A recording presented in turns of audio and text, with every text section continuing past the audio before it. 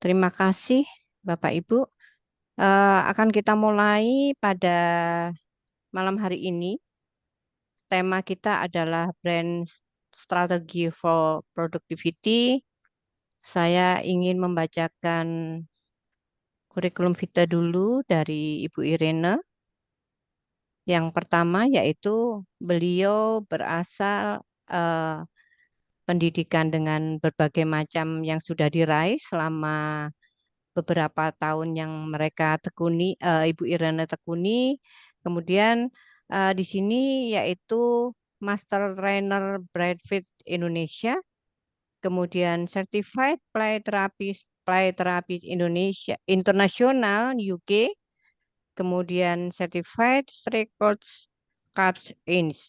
Nah, masih banyak yang lain Bapak Ibu terkait dengan materi dari Bu Irene. Nanti mohon maaf, Bu Irena sudah siap? Sudah siap, Bu? Bisa kedengaran suara saya?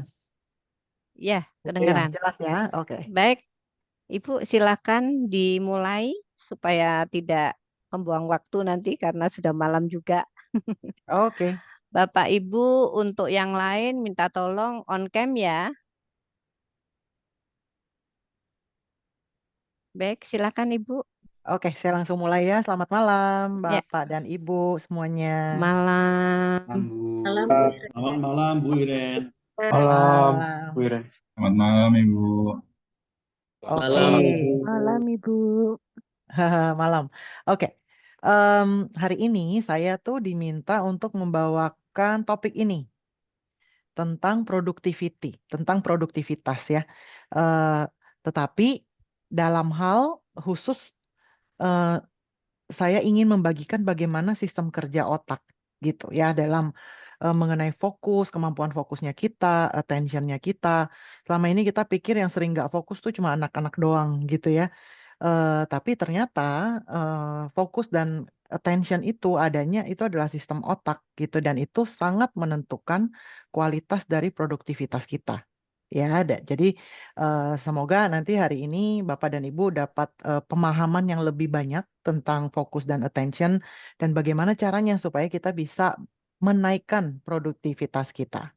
Oke, saya ingin perkenalkan diri dulu. Nama saya Irena Peter. Saya adalah master trainer di BrainFit Indonesia. Nah, ini di BrainFit ini itu kami itu mempelajari tentang bagaimana sistem kerja otak.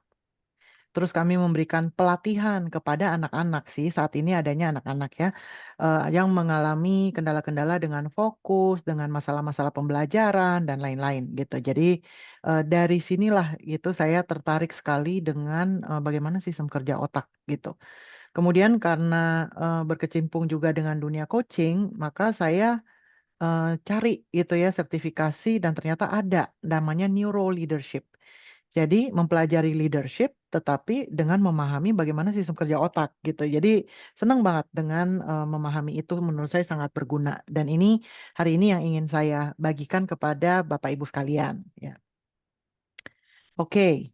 Nah, agenda kita hari ini adalah saya akan ada beberapa nih gitu ya. Kita ngomongin dulu soal isu produktivitas hari ini itu di dalam dunia pekerjaan kita itu ada masalah apa sih ya? Ada kendala-kendala apa aja yang dihadapi. Kemudian kita baru mempelajari sedikit bagaimana sih sistem fokus dan attention di dalam otak kita. Kemudian bagaimana memanage distraction ya ini kita hidup di era yang di mana distraction ya distraksi itu ada di mana-mana. Mudah sekali kita ya untuk menjadi tidak fokus gitu.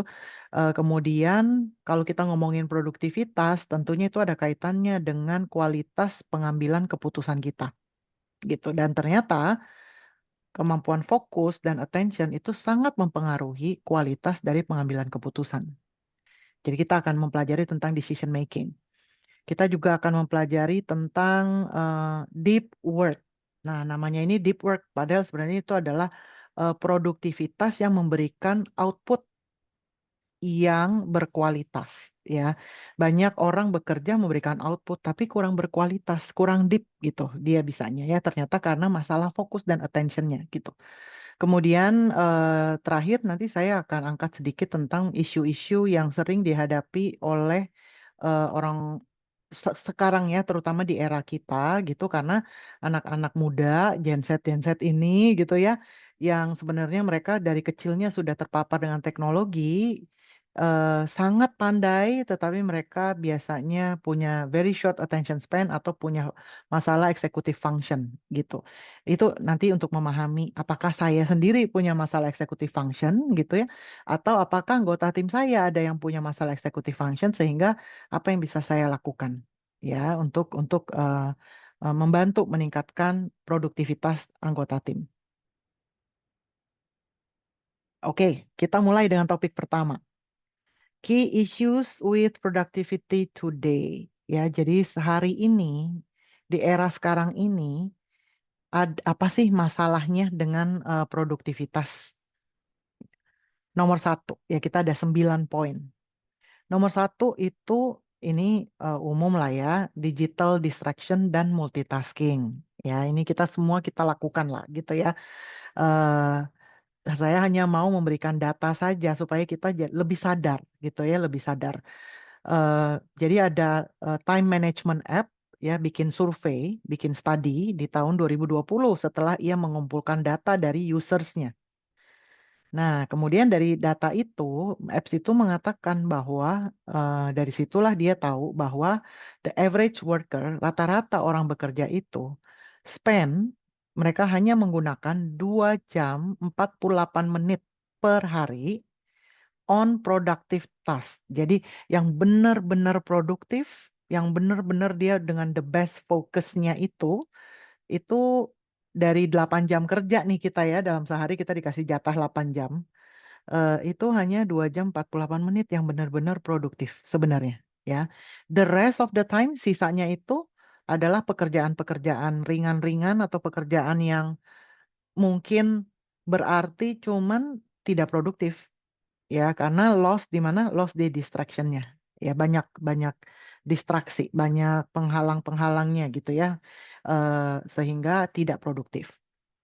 Kemudian ada jurnal juga by American Psychology Association (APA) ya, di jurnal yang berjudul Human Perception and Performance.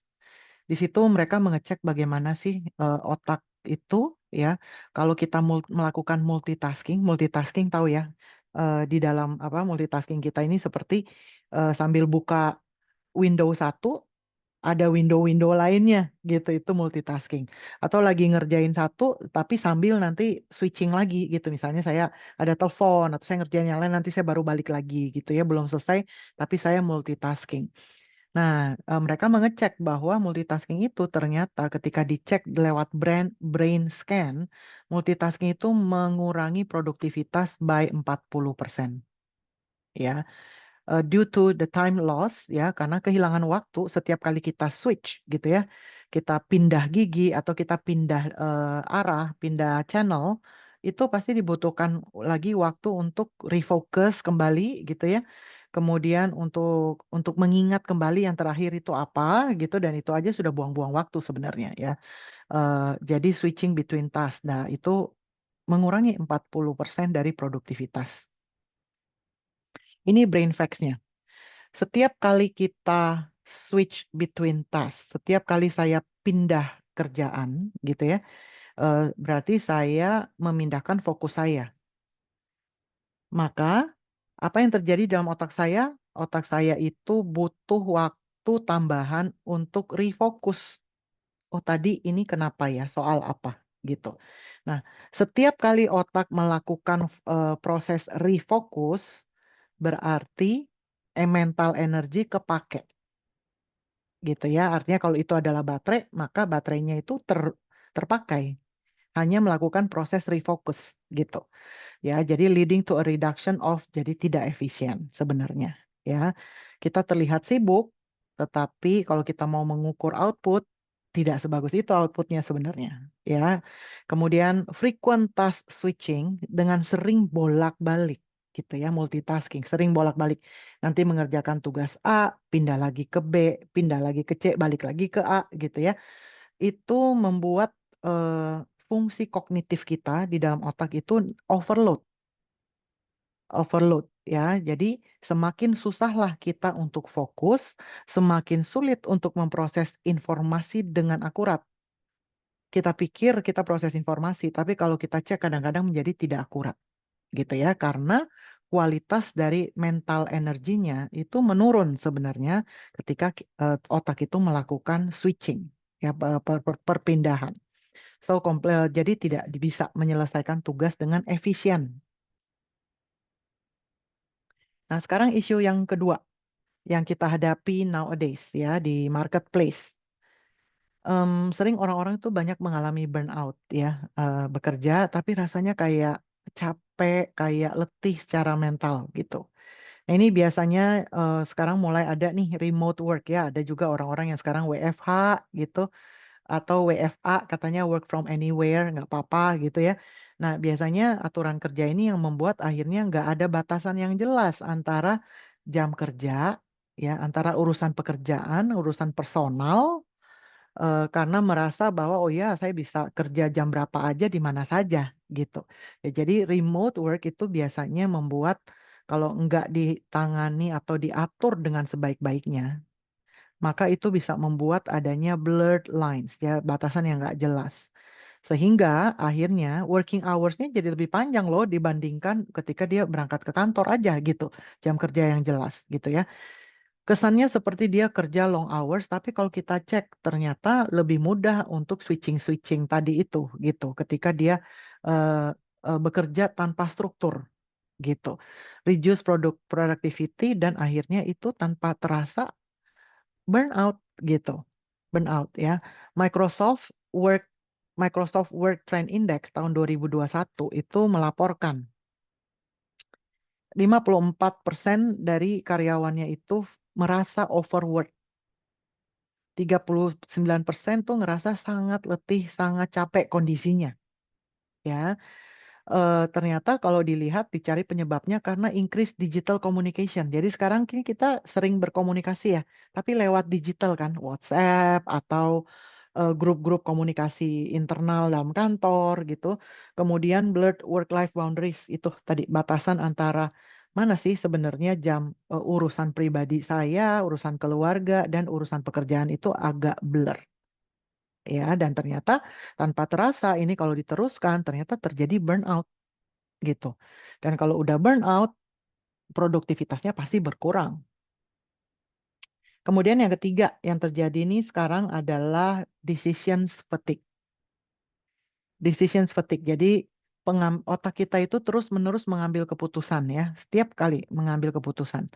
Nah, tetapi kalau terlalu banyak keputusan yang harus diambil, lama-lama dia capek juga sih, gitu. Ya, so overwhelming numbers of decisions setiap hari harus diambil.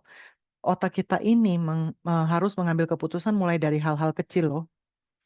Menurut studi Deloitte, kita ini setiap hari tuh kurang lebih mengambil keputusan 35.000 decisions a day. Apa aja tuh? Mulai bangun pagi ya kita udah harus berpikir hari ini saya pakai baju apa. Pagi ini makan apa ya? Kalau ibu-ibu, anak-anak makan apa? Masakannya apa kalau ke pasar? Aku suruh si Mbak ngapain? Gitu ya. Nanti jam berapa aku mesti nyampe? Ya, itu semua adalah keputusan-keputusan yang harus diproduksi atau dibuat oleh otak kita. Jadi mulai dari keputusan yang ringan, yang kecil, yang bersifat rutin, tapi juga adalah keputusan, itu adalah outputnya otak kita.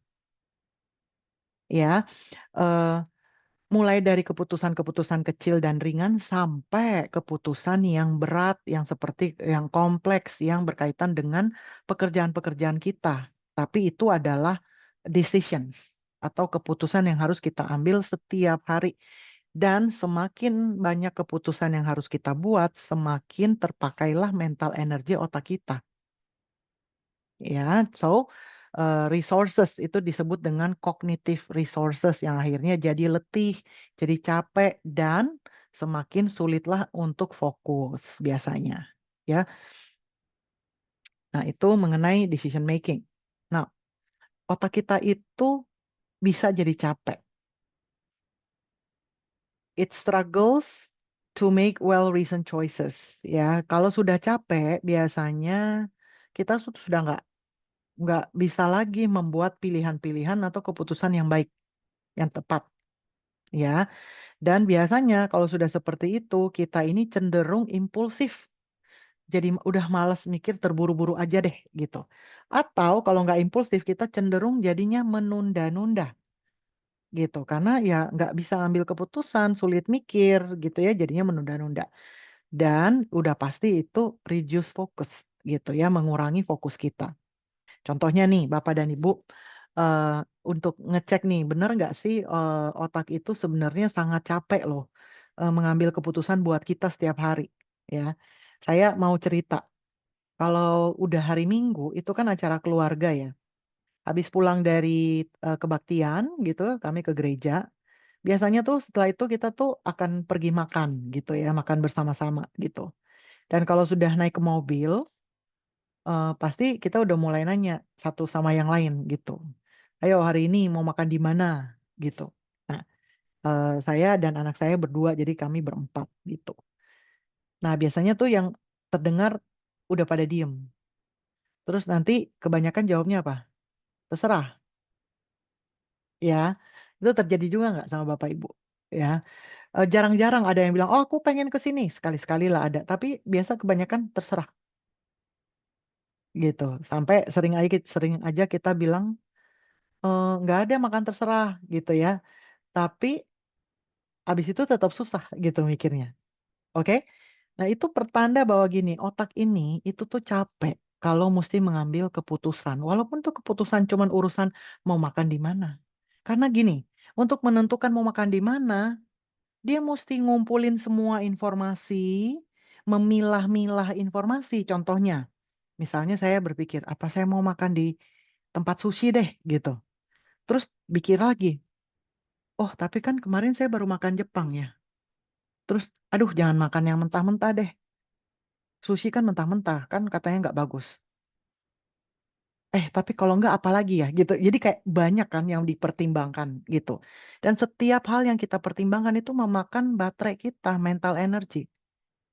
Jadi kalau nggak perlu-perlu banget, otak kita itu juga males sebenarnya untuk membuat keputusan-keputusan. Karena apa? Capek. Ya, jadi ada yang namanya cognitive overload namanya. Ya, Eh, itu benar-benar sistem kerja otak kita seperti itu. Nah, fakta yang kedua mengenai otak ini, mengenai decision making. Bagian otak kita yang di depan, prefrontal cortex, itu adalah bagian yang bertanggung jawab untuk memproses decision. Ya, jadi dia yang bertanggung jawab untuk mikir, untuk problem solving, untuk mengontrol diri, gitu ya. Itu bagian prefrontal cortex-nya. Ya, tapi prefrontal cortex ini dia itu punya kapasitas yang terbatas. Setiap hari dia seperti inilah. Anggaplah kalau kita punya handphone ya, Bapak Ibu punya handphone. Ini kan ada baterainya, ada lifetime-nya. Bisa di recharge, bisa. Kotak pun begitu, bisa di recharge. Recharge-nya itu pada saat kita tidur. Ya, tapi modal kita adalah ketika kita bangun pagi sampai malam, sampai kita tidur lagi, itu jatah baterai gitu, otak adanya di prefrontal cortex. Ya, however, jadi kalau karena dia limited capacity, semakin banyak keputusan yang harus kita ambil setiap hari, baik itu keputusan kecil, keputusan rutin, ataupun keputusan besar, maka di otak ini, bagian ini pasti lama-kelamaan resources-nya mulai berkurang. Dan itu sangat mempengaruhi fokus dan attention. Dan fokus dan attention mempengaruhi hasil, produktivitas. Jadi kita seperti kerja, tetapi sebenarnya kalau kita cek hasilnya mungkin sudah nggak akurat, mungkin sudah nggak bagus hasilnya, ya. Mungkin keputusan yang kita ambil itu sudah nggak bisa, bukan hasil pemikiran yang matang sudah gitu ya. Karena apa? Karena ya nggak kuat lagi gitu ya untuk berpikir.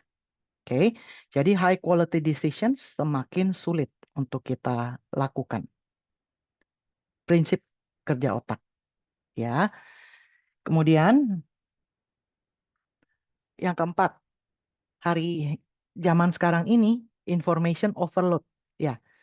ya kita kemana-mana informasi ya. Istirahat sebentar lagi istirahat makan siang aja. Kalau di kantor saya di Brainfit gitu ya, jam istirahat siang kan waktunya biasanya kita waktunya ngobrol ya. Tapi saya lihat anak-anak sekarang istirahat siang dia buka Netflix dan dia nonton apa film kesukaannya lah ya. Buat kita kayak ya nggak apa-apa lah dicari hiburan gitu ya. Eh, Terus ada juga yang buka sosial media ya baca-baca post gitu. While sebenarnya kita merasa itu adalah hiburan, refresh sejenak gitu ya. Tetapi semua itu adalah informasi yang masuk ke dalam otak kita. Information overload ya.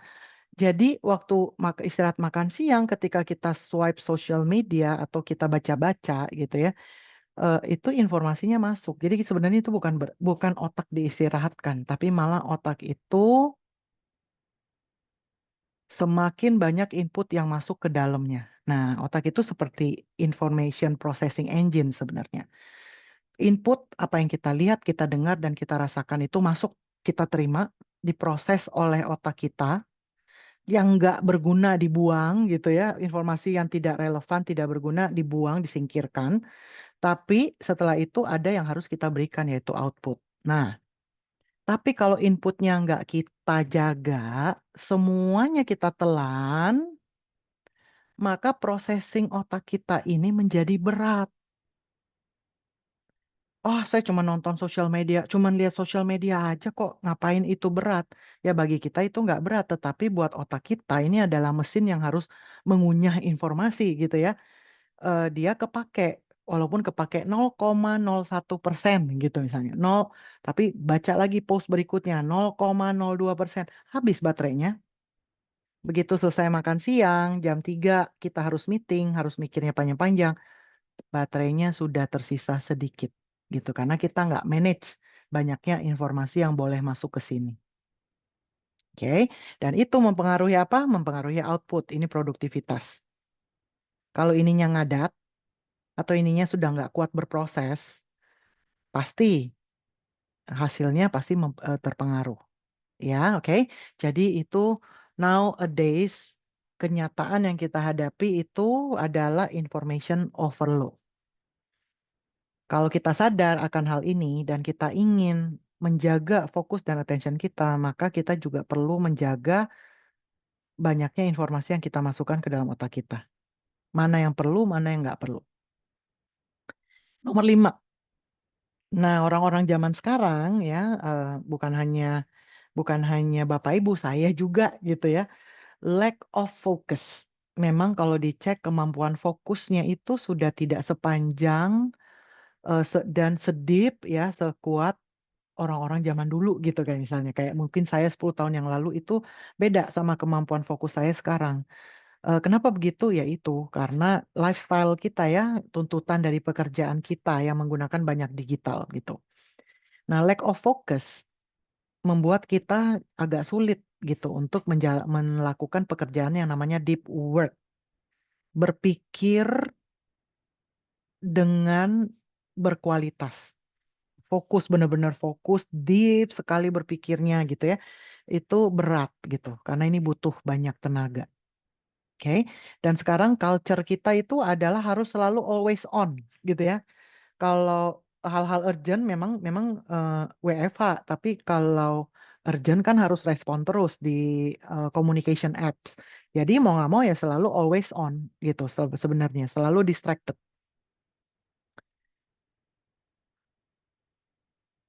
Nah, ini ada survei lagi mengatakan author of ini ada buku ya, buku judulnya Deep Work. Nanti saya bahas lagi mengenai deep work ini.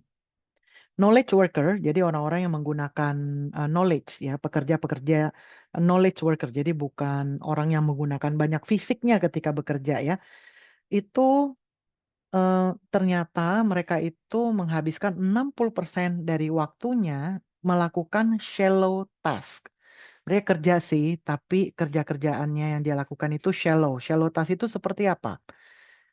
Buka email, reply email, jawab-jawab pertanyaan di communication app-nya dia. Terus hadir-hadir di meeting, tapi yang penting hadir aja. Bukan yang perlu berpikir terlalu banyak gitu ya.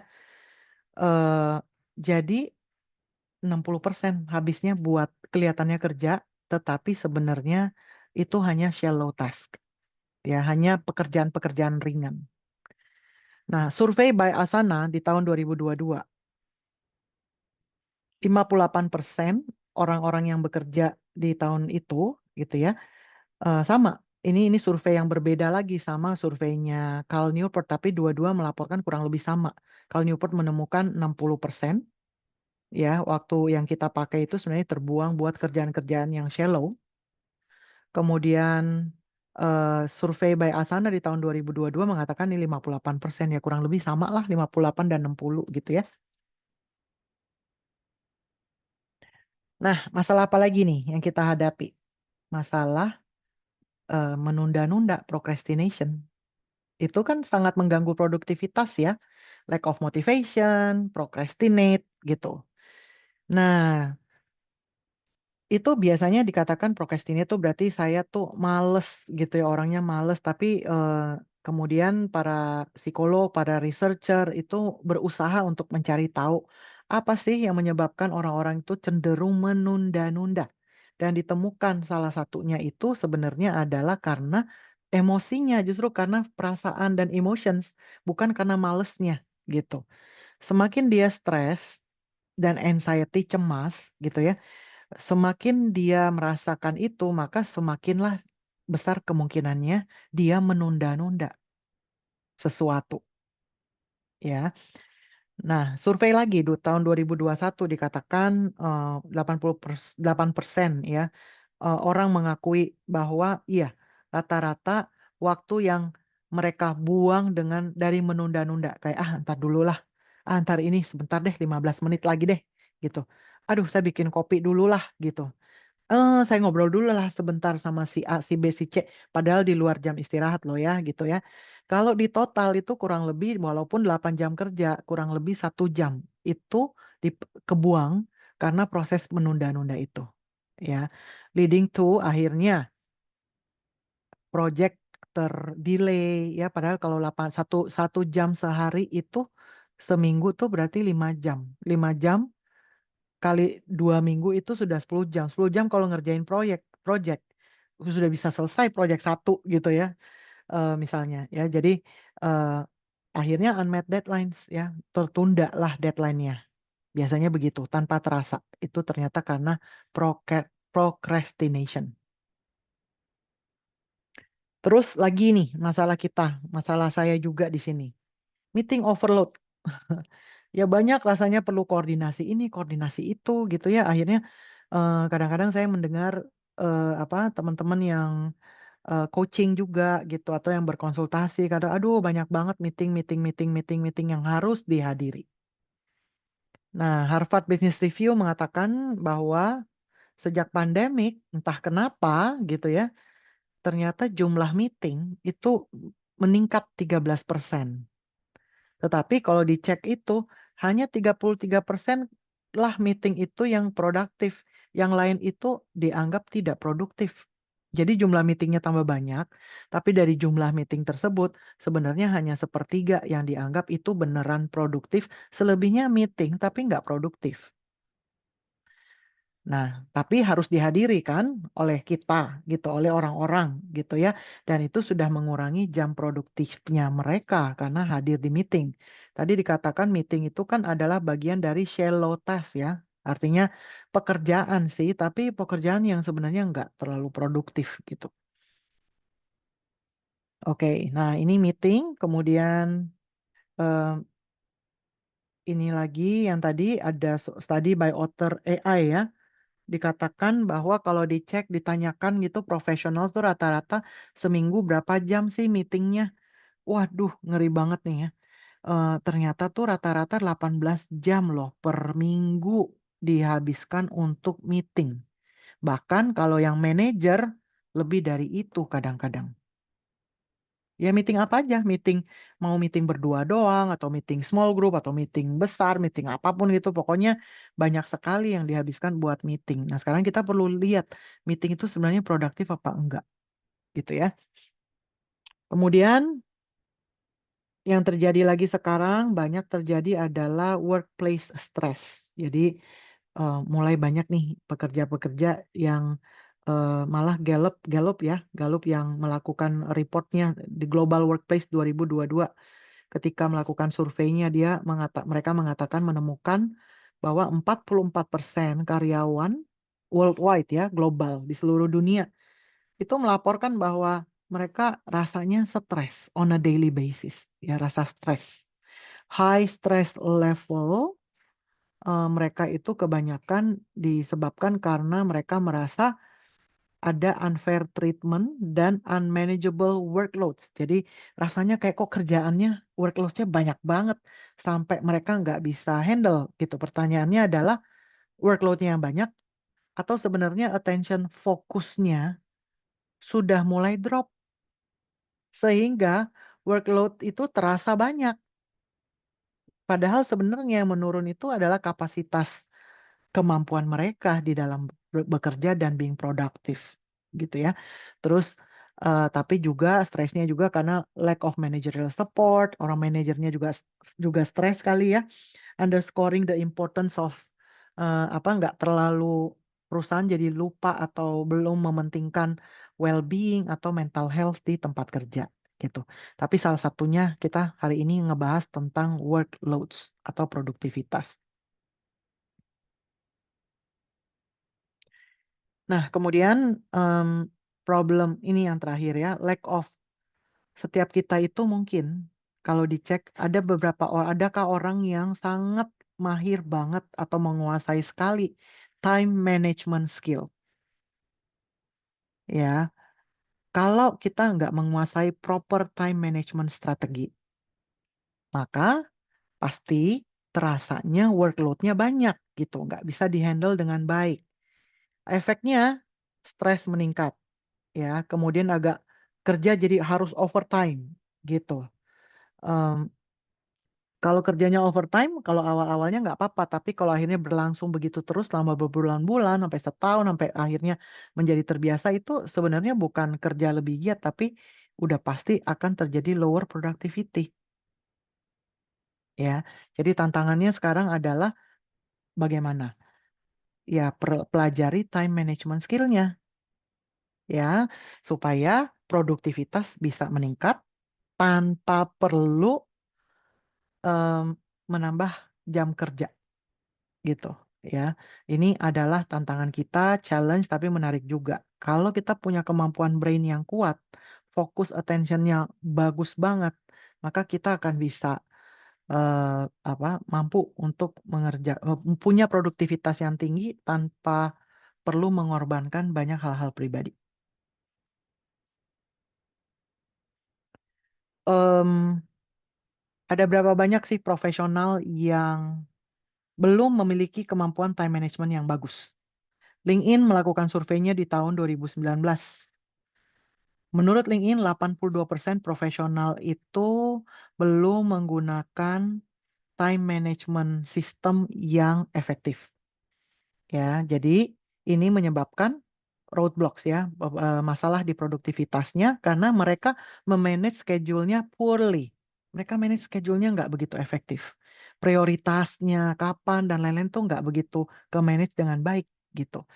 Tahun 2023 ya ada lagi nih data dan sama mengatakan bahwa hanya 18% individuals yang menggunakan apps ini namanya Clockify. Hanya 18% yang benar-benar menggunakan proper time management system ya. Berarti sisanya 82%.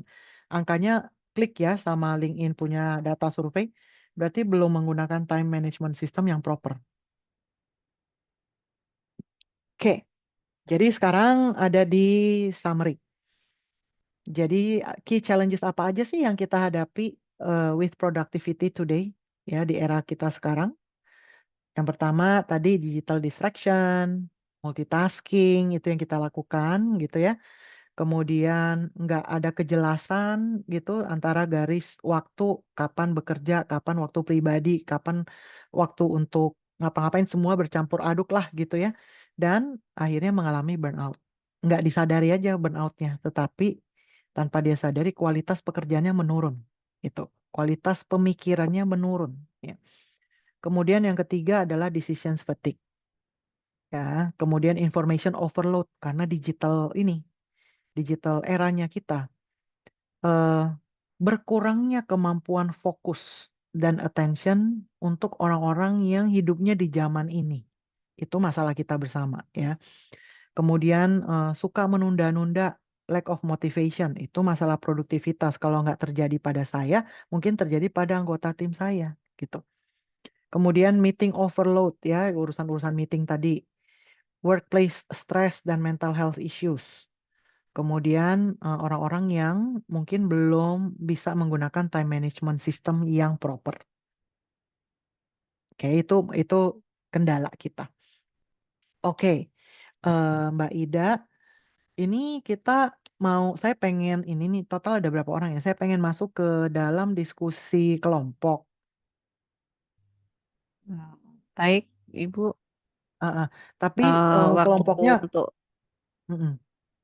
ya, bagaimana? Kalau Mau ini kita dibagi masih per punya, kelompok? iya, bagi kelompok Ini aja, ada jumlahnya 200. 200 Apa itu kira-kira? Iya. Atau mungkin langsung aja langsung sesi aja tanya deh. jawab? Iya, langsung aja sih tanya jawab ya. Ya, terima Ya, kasih Bu silakan. Ya, Irena. ya. Baik, Bapak Ibu, silakan jika ada pertanyaan bisa lewat chat. Silakan yang ingin bertanya. Ya, Bu Irena, ini ada Bapak Agung Budi. Silakan Iya, Bapak Agung Budi bisa disampaikan. Iya, terima kasih atas waktunya, Ibu. Ini saya mau bertanya tentang yang tadi tentang fokus dan produktivitas. mm, Itu ini dari pengalaman saya, Bu ya. Ini iya, saya sudah fokus di awal, mm, terus sudah menentukan tas-tas atau mungkin list-list yang sudah saya buat. Namun masalahnya itu di awal tahap pertama saja. Pertama mm. saja itu awal pembuatan produksinya kayak langsung bisa, Distracted langsung ya. lancar, lancar Mm, alhamdulillah. Namun kedua, tiga, dan keempat itu seakan-akan kayak mungkin nanti aja. Meskipun saya mm, udah membuat list ataupun task-task untuk list-list selanjutnya gitu, biar saya tidak mm, lupa, tapi tetap seperti itu. Dan teman saya mm, menyarankan untuk mengatakan beli mood booster kayak makanan, minuman. Nah, pertanyaan saya mm, itu mm. apakah saya salah dalam pengambilan keputusan atau saya harus ikut sama teman saya untuk mengambil mood booster itu, Bu ya. Terima kasih. Iya, iya. Dijawab aja ya langsung ya. Ya, langsung saja. Silakan Bu Irena. Oke. Nah, itu tadi yang saya jelaskan bahwa ibarat fokus itu adalah arah, target, atensi kita itu adalah durasi. Ya, jadi kalau misalnya kamu sudah bikin perencanaan nih, mesti melakukan ini gitu ya. Nah, proses membuat perencanaan itu sebenarnya sudah menghabiskan sekian persen energinya, ya kan? Nah, pas kamu mulai poin pertama, kita nggak tahu tuh mungkin berat tuh bagian depan-depan gitu ya, planning, perencanaan dan lain-lain gitu, tergantung seberapa banyaknya atensi kamu atau energi atau mental energi yang ada, dia tuh depleted, lama-lama habis gitu. Jadi lama-lama begitu dia poin pertama, poin kedua selesai, rasanya tuh udah nggak mood, rasanya udah kayak capek, udahlah besok aja. Udah nggak ada semangat dan energinya sebenarnya. Dan itu memang pertanda bahwa mental energinya sudah habis. Nah, kalau temennya bilang, ayo kita mood booster, sebenarnya itu juga salah satu cara. Nah, cuman mood booster setiap orang itu berbeda-beda. Ada yang dikasih makanan udah mendingan. Tapi nggak semua orang mood boosternya itu dengan makanan gitu. Nah, yang paling efektif itu memang harus take a break, memang harus berhenti dulu. Gitu. Bahkan dikatakan kalau dari research neuroscience ya, fokus yang paling bagus itu sebenarnya hanya bisa sampai kurang lebih 2 kali sampai 3 kali usia kita. Jadi kalau misalnya usianya 25 tahun gitu ya, paling bisa fokus itu hanya mentok-mentok itu 75 menit, udah harus break dulu. Kalau enggak, bisa sih dilanjutkan lagi, bisa, tapi sebenarnya kualitasnya sudah berkurang. Ya, mungkin seperti itu ya, Bapak Agung. Iya, Ya, terima kasih atas sarannya Bu, sangat membantu sekali. iya. Baik, Jadi planningnya, ini masih planningnya, banyak yang ngantri ini. iya, iya, yuk, yuk, yuk. Ya, Kayaknya berikutnya masalahnya ada fokus nih. Bapak Mahamega. Silakan Bapak. Ya, selamat malam Bu Irini. Perkenalkan, Malam. saya Mahamega. Saya dari Malang.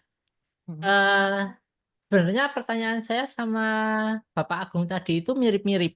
Dan Hmm. beberapa dari pertanyaan saya udah kejawab soal Hmm. stimulus sama mood. Hmm. Eh, Namun ada beberapa yang masih belum kejawab. Hmm. Eh, itu bisa dilatih atau tidak? Maksudnya waktu kita butuh stimulus itu memang kita membutuhkan atau enggak? Itu bisa dilatih atau enggak? Sama Hmm. dan kenapa seringnya itu saya eh, merasakan fokusnya itu lebih sering di dini hari seperti itu. Hmm. Dini Karena hari itu jam berapa?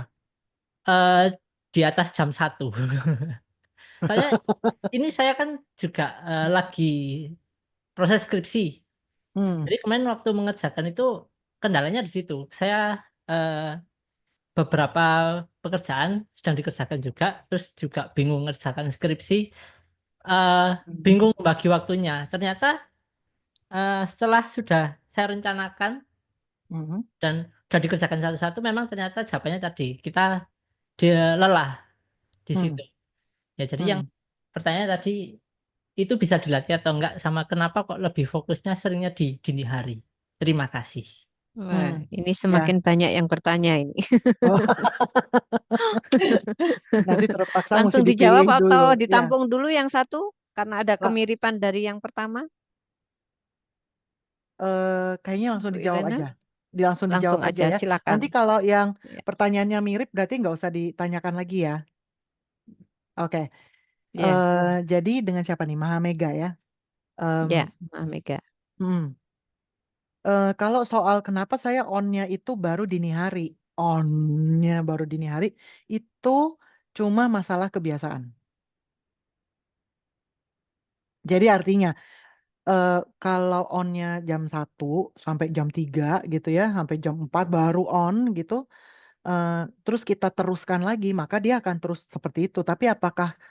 Tapi sebenarnya gini, secara lifestyle itu nggak sehat kan, karena jadinya kurang tidur. Kurang tidur tuh besok akan mempengaruhi produktivitas kita di siang hari gitu. Jadi kalau kita mau rubah, sebenarnya bisa gitu. Jadi soal kapan kita on banget itu jamnya, itu cuma masalah pembiasaan. Ya, dan otak itu bisa, dan timing itu bisa diprogram. Ya, berarti Ya, memang harus berarti dari dibiasakan. kebiasaan ini, Mas. Dari kebiasaan gitu ya. Ha-ha, ha-ha. Terus, Baik, eh, eh masih iya dilanjut? masih. Ha-ha. Oh ya, Terus silakan. yang saya ingin tanyakan itu adalah ingat, eh, coba sekarang mulai aware selama kamu kerja, berapa lama kamu distraction terus. Jadi kalau kayak saya nih ya, saya tuh udah memantau.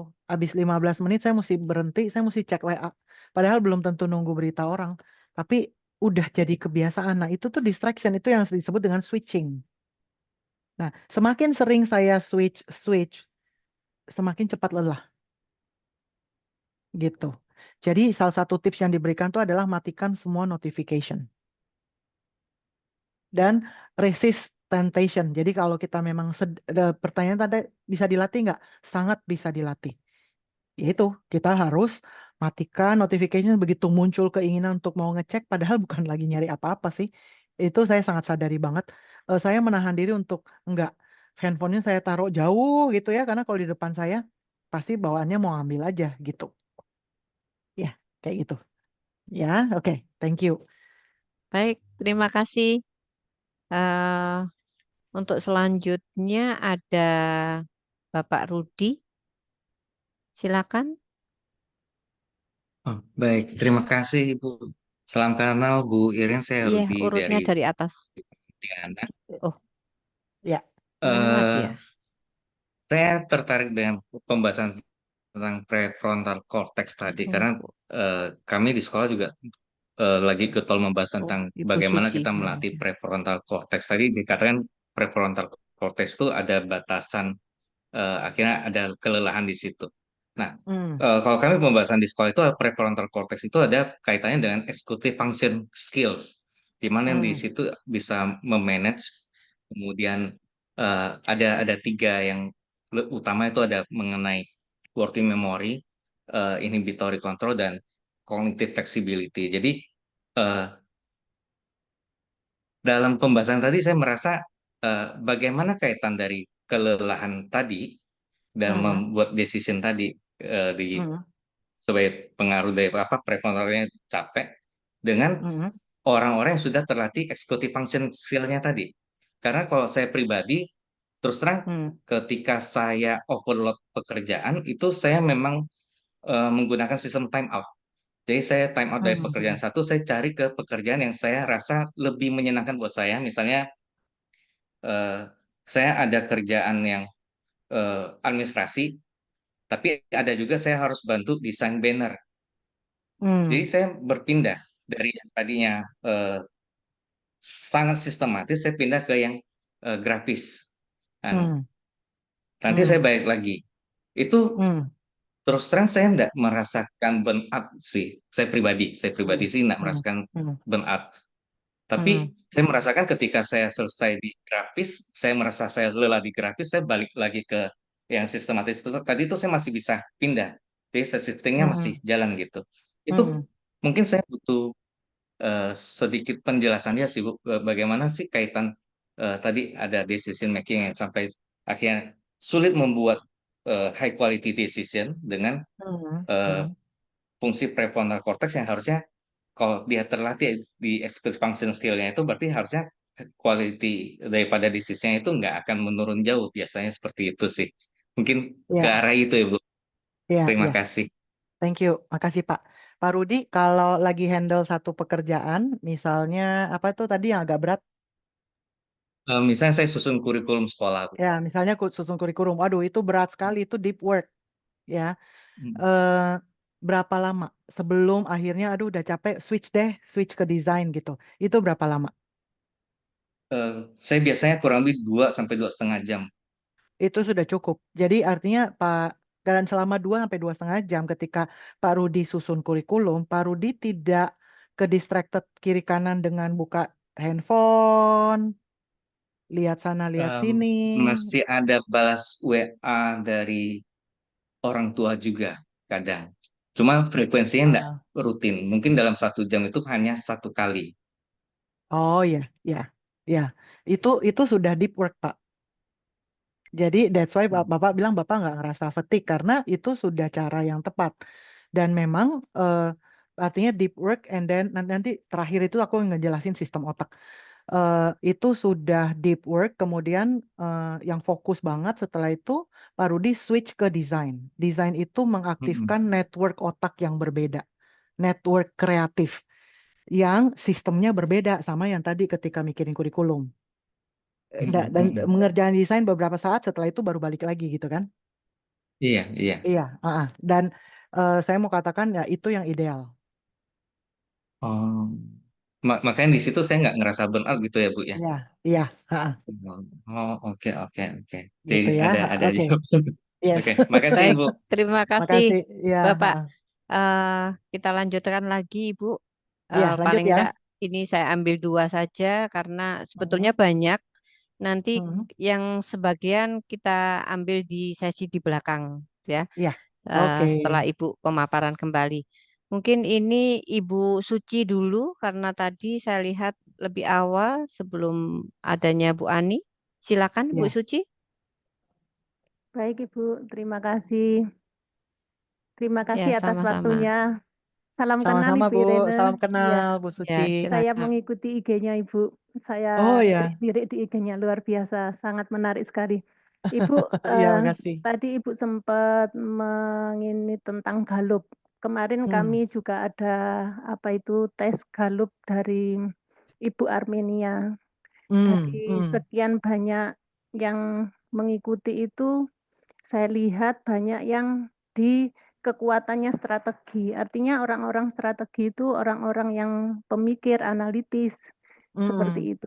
Jadi apakah ada kaitannya dengan titik fokusnya orang-orang yang pemikir, strategi, analitis itu fokusnya bagus Ibu. Sedangkan orang-orang yang seperti saya ini titik fokusnya itu paling maksimal 2 jam Ibu. Untuk saya bisa duduk mengerjakan sesuatu tanpa pegang HP itu pun saya waktunya tertentu. Banyak saya memilih yang di pagi hari. Sedangkan kalau siang hari itu saya sering melakukan kegiatan yang tidak terlalu banyak memakan fokus saya. Nggih, seperti itu. Iya, Terus iya. karena dari Galup kemarin saya aktivator Ibu, termasuk yang orang-orang yang ini apa Yang mau dadaan. Iya, ketika melakukan kegiatan itu gampang terdistrak oleh dadaan-dadaan itu. Ketika saya mengerjakan sesuatu yang butuh fokus, itu saya mengambil waktu pagi hari, itu bisa benar-benar saya duduk untuk 2 jam, itu paling maksimal, itu sangat luar biasa buat saya. Seperti itu udah Ibu, nggih. prestasi itu ya. Nggih, Iya. leres. Iya, yang saya tanyakan tadi apakah dari apa itu karakter seseorang yang pemikir tadi bisa membuat orang tersebut titik fokusnya lebih tinggi daripada orang-orang yang seperti saya yang responnya tinggi yang sering ke distrak itu Bu. Ya, terima Iya. kasih Ibu Irene. Terima kasih Bu Suci. Oke, wah analisanya bagus Silakan banget. Ibu. Analisanya bagus. Ya, benar. Orang-orang yang kalau semoga semuanya ya Bapak dan Ibu sudah tahu banget dengan strength ya, Clifton Strength top 5-nya gitu. Memang benar orang-orang yang kebanyakan top 5-nya itu ada di thinkers, strategic thinkers. Mereka tuh kekuatannya di berpikir. Sehingga berpikir itu buat mereka itu sesuatu yang asik, sesuatu yang menyenangkan gitu ya. Nah, kalau kita mengerjakan sesuatu yang kita suka, kebanyakan itu fokus kita lebih panjang gitu. Ya, contohnya nih anak-anak kadang-kadang parents-nya bilang nggak bisa fokus, tapi kalau main game kok bisa lama ya? Iya, karena kan dia suka gitu ya. Jadi kesukaan atau kesenangan, keasikan itu bisa membuat fokus kita lebih panjang memang gitu. Tapi fokus dan attention itu adalah sistem otak yang bisa dilatih. Jadi bukan berarti gini, bukan berarti orang-orang yang bukan thinkers berarti otomatis fokus dan attention-nya nggak kurang begitu bagus, nggak juga, karena itu semuanya bisa dilatih. Dan orang-orang yang thinkers mungkin yang tadi itu strategic thinking, analytical thinking gitu, kayak contohnya analytical thinking. Dia kalau membaca angka, membaca data bisa lama. Tapi kemungkinan kalau dia disuruh nyusun kurikulum atau disuruh baca atau menganalisa keadaan situasi yang nggak ada datanya, mungkin dia nggak kuat juga. Karena apa? Karena dia kalau fokus dan attention-nya kurang oke, maka dia hanya kuat untuk melakukan hal-hal yang dia sukai saja. Yang tidak begitu sukai tapi harus, nah mungkin dia tetap struggle di situ, tetap kesulitan di situ.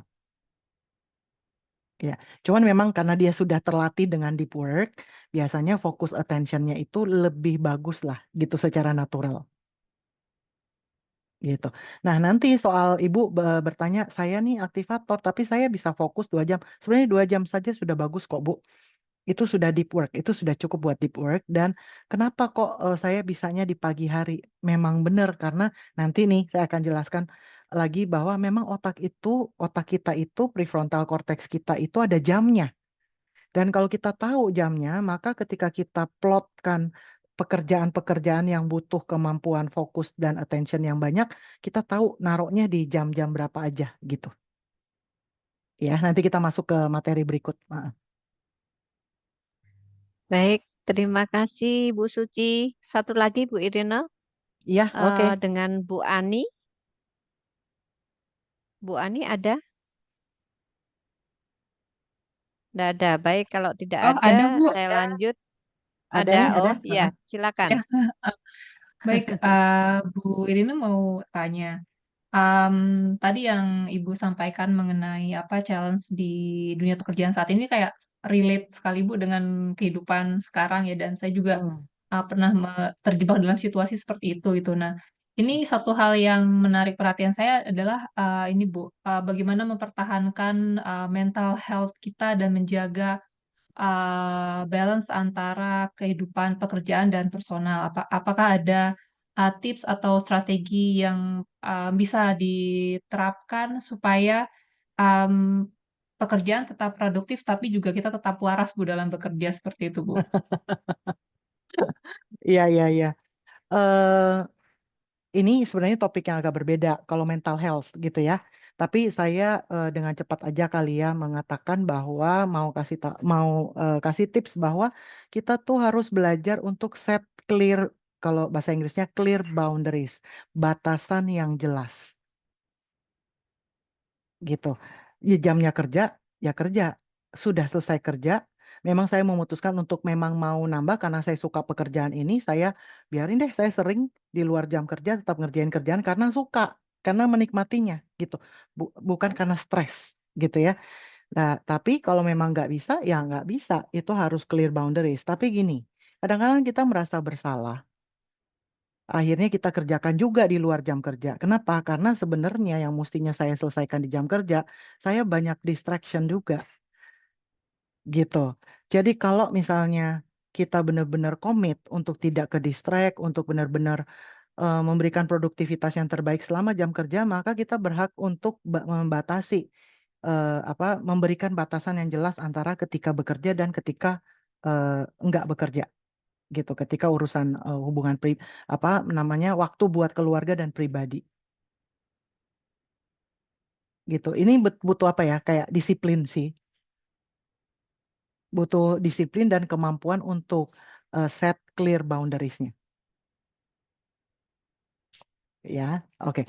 Cuman memang ini kalau urusan mental health topiknya agak berbeda nih. Iya,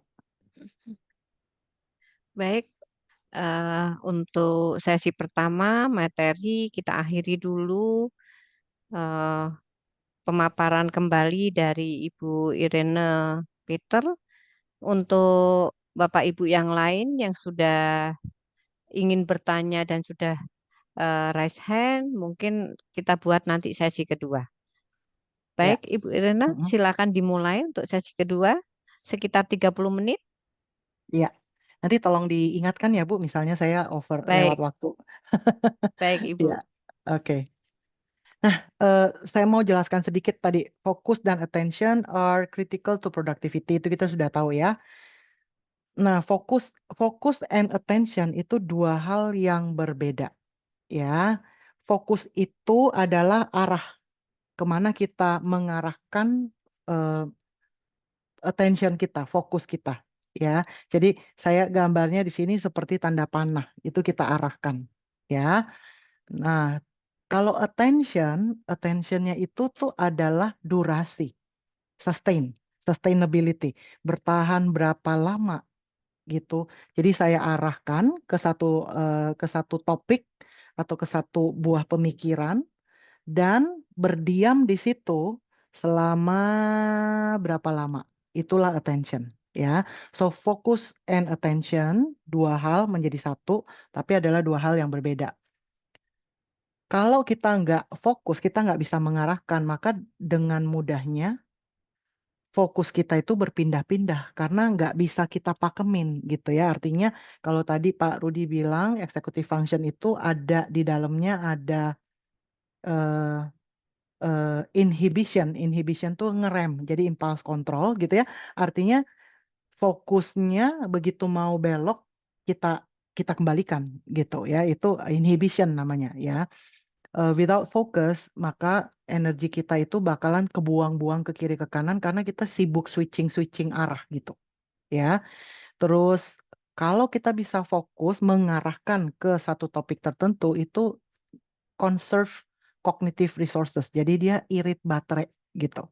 Bisa konsentrasi di hanya satu hal at one time sehingga nggak letih kemampuan mental energi kita. Ya. Terus kalau kita fokus, maka more likely kita itu bisa mendeteksi kesalahan, kita kerja lebih akurat gitu ya. Dan tidak perlu lagi melakukan pekerjaan ulang. Jadi, biasanya aku udah kerja ini 1 jam, 1,5 jam. Tapi karena tidak dengan fokus yang optimum, tetap ada salah-salahnya tuh, nggak akurat gitu ya. Sehingga begitu selesai kita submit, kita malah dikembalikan lagi suruh ulang. Jadi total waktu yang dibutuhkan untuk mengerjakan proyek ini yang mestinya cuma 1,5 jam akurat semua, karena fokus kita bagus di situ, menjadi 3 jam. Gitu karena disuruh ulang lagi. Harus cari-cari lagi salahnya di mana ya gitu misalnya. Ya. Jadi itu jadi double work ya, secara produktivitas sangat tidak oke gitu karena sudah buang waktu, buang energi gitu ya. Coba pikirkan kalau kita kerjakan dengan benar-benar fokus, hasilnya akan jauh lebih baik. Nah, terus kita perlu tahu bahwa fokus dan attention ini, apalagi attention ya, dia itu seperti baterai ya, jadi bisa habis dia ya, perlu nge-recharge lagi. Jadi semakin kita punya pekerjaan multiple task, distracted kiri kanan, ngecek sana, ngecek sini, itu benar-benar menghabiskan baterai. Contoh deh, bayangin aja handphone lagi gitu. Kalau banyak aplikasi yang terbuka, baterainya lebih cepat habiskan. Ya, ya kan? Karena kita sibuk switching dari satu apps ke apps lainnya gitu. Itu baterainya lebih cepat habis. Kemudian yang perlu lagi diingat bahwa kalau kita konsentrasi di hanya satu tugas saja, satu pekerjaan at one time, ya, satu waktu itu berapa lama? Kurang lebih 3 kali usia kita, gitu ya. Jadi kalau orang dewasa, saya anggaplah dewasa tuh 25 tahun kan, berarti 3 kali usia kita tuh berarti kurang lebih 75 menit, ya, 1 jam 15 menit itu sudah waktunya break. Ya, kalau waktunya pindah dulu gitu ya nggak apa-apa juga gitu, pindah pekerjaan lain. Tapi kalau sudah bisa maintain segitu, itu berarti sudah bagus gitu ya. When you concentrate on a single task, maka kemungkinan kita akan bisa selesai sesuai waktu yang ditetapkan. Sehingga penggunaan waktu kita tuh jadi lebih efisien, lebih maksimal. Kalau kita menggunakan fokus yang deep, maka kita pasti bisa menghasilkan kualitas pekerjaan yang tinggi. Karena apa? Karena otak kita itu tidak ke-distract dengan external triggers, hal-hal yang terjadi di luar kita, gitu ya. Jadi deep work, kemampuan kita untuk bekerja dengan fokus yang tinggi, itu bisa membuat kita tuh bisa solve problems, inovasi, menyelesaikan pekerjaannya dengan akurat dan dengan kreativitas. Jadi berkualitas lah hasil pekerjaannya.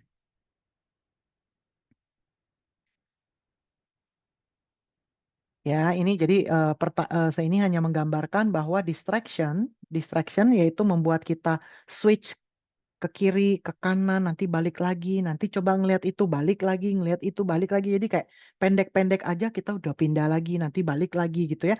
Itu berarti distraction itu menghabiskan banyak baterai, tapi kalau kita bisa menolak distraction, kita blocking ya fokus kita, maka baterai kita itu jadi irit. Ya, jadi energi kita masih banyak dan masih banyak hal yang bisa kita lakukan. Oke. Nah,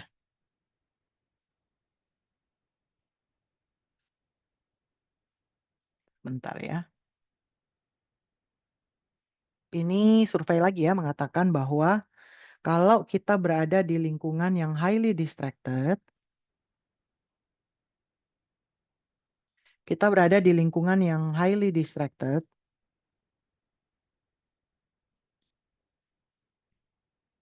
Harvard Business Review mengatakan the average attention span orang-orang ya itu sebenarnya di highly distracting environments. Jadi misalnya apa ya, di mall atau di nggak lagi kerja deep work deh gitu ya.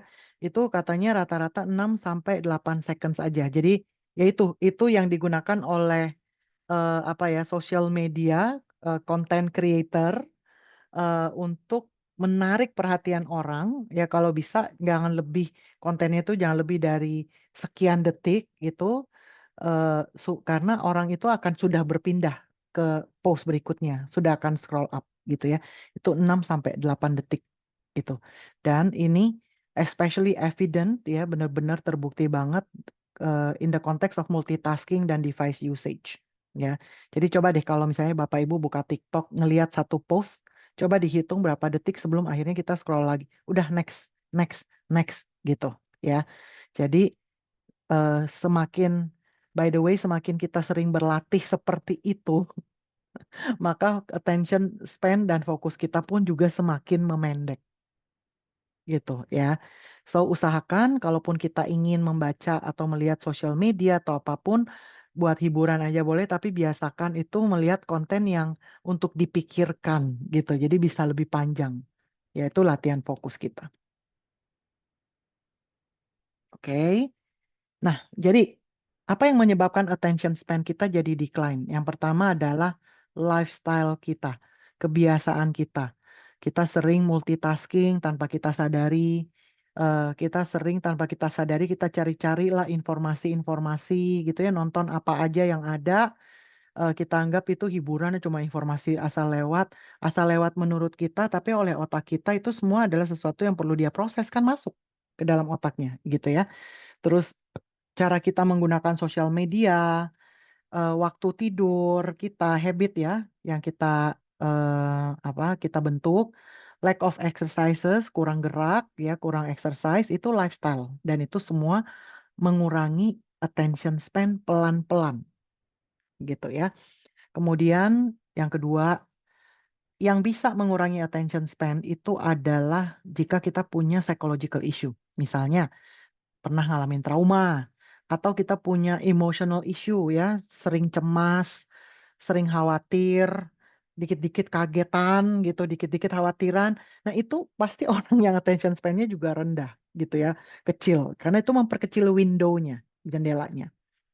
Terus yang ketiga, kita tidak melatih diri untuk berpikir. Sering-sering mikir gitu loh ya. Underdeveloped deep thinking skills ya. Kita tidak suka berlatih mengambil keputusan gitu. Jadi dikit-dikit terserah kamu lah. Kamu menurut kamu gimana nih? Ini mesti ini.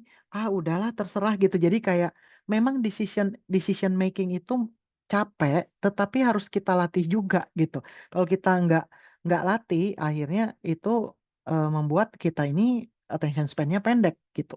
Ya. Kemudian mindsetnya kita ya ketika kita merasa udahlah aku memang udah begini gitu, misalnya contoh tadi Ibu Suci ya yang bilang saya mah activator jadi saya bukan thinker. Udahlah saya memang nggak bisa, itu misalnya contoh gitu ya, itu berarti fixed mindset gitu. Fixed mindset ya udah, habis itu dia percayanya bahwa saya mah memang nggak bisa gitu. Kita butuh yang growth mindset, yang percaya dan tahu bahwa otak itu bisa dilatih loh. Dan namanya kebiasaan itu bisa dilatih dan bisa berubah. Ya, itu sudah terbukti lewat riset-riset neuroscience.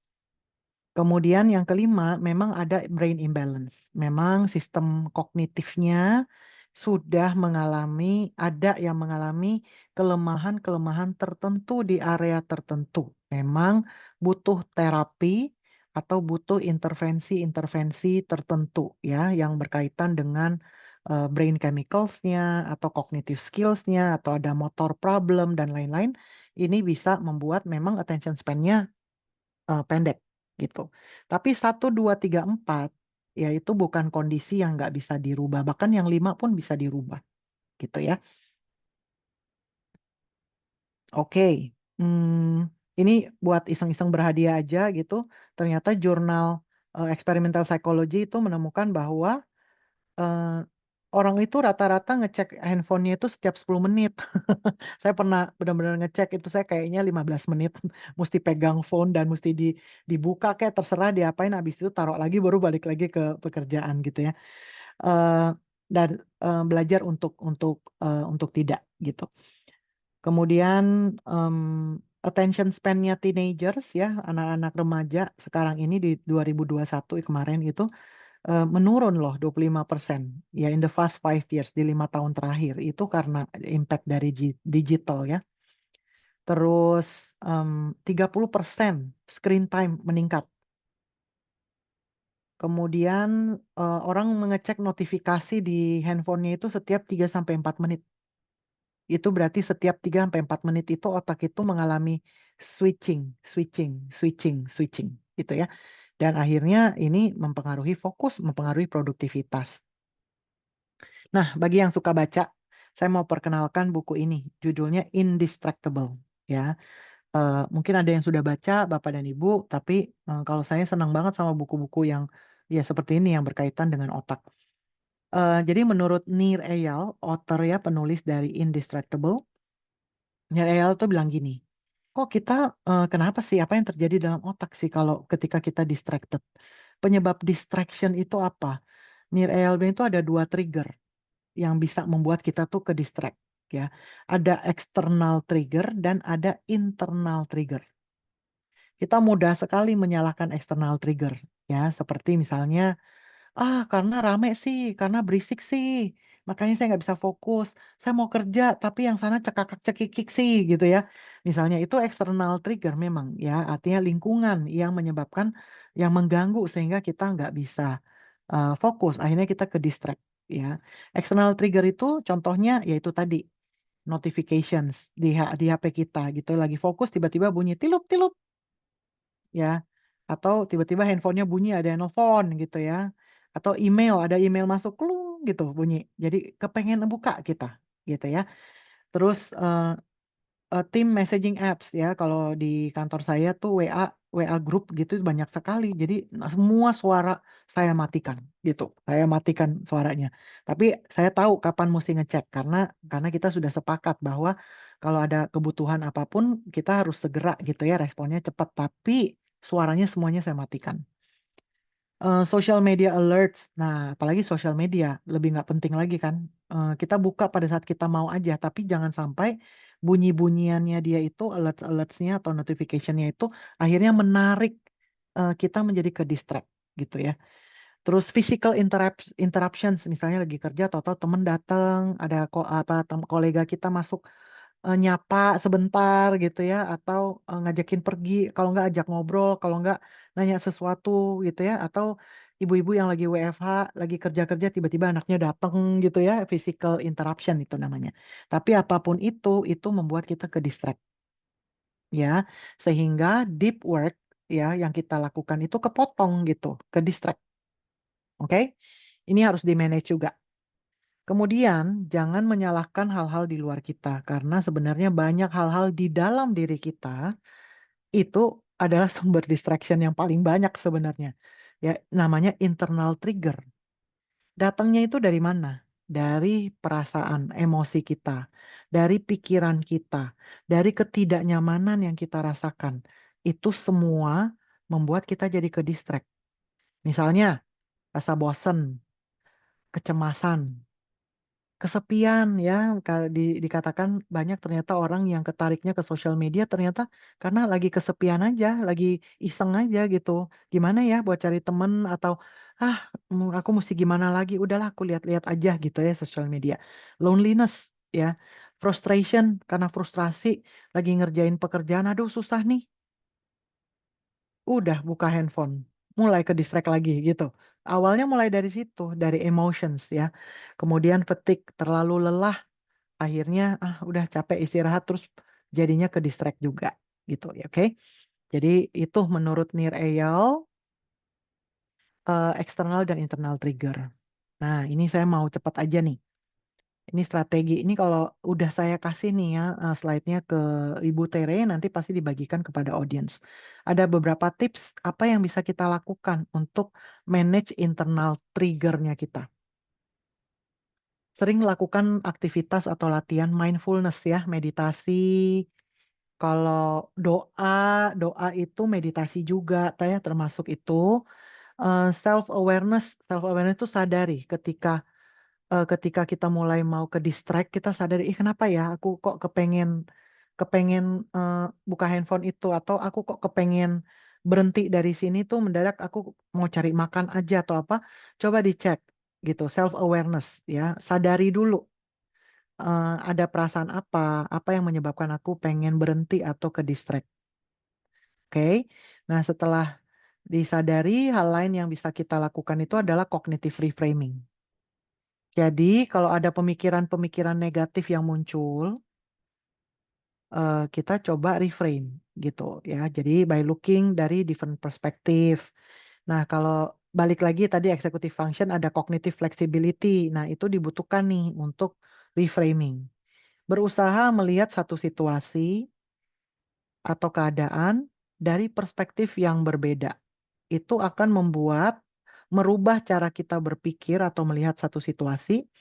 Begitu sistem berpikirnya berubah, perasaannya berubah. Yang tadinya jengkel dan kesel, tiba-tiba karena berubah, oh jadi lebih tenang. Ya, jadi pola pikirnya harus dirubah. Namanya cognitive reframing. Itu akan menenangkan emosinya. Kemudian ketika emosinya tenang, tendensi untuk ke distract, tendensi untuk tidak fokus itu berkurang. Ya, so ketika kita merasa frustasi nih misalnya ya, coba belajar dari situ. Aku kenapa ya? Apa yang bisa aku pelajari dari sini? How can tugas ini misalnya lagi ngerjain tugas susah ternyata. Ya kita coba bilang daripada susah, oh ini aku bisa belajar apa nih ya yang kepanjang kalau sampai aku bisa nih berhasil. Ini manfaatnya apa nih buat aku? Gitu. Ya, jadi coba untuk reframe. Karena kalau pikirannya kayak aduh ini susah, aku nggak bisa ini.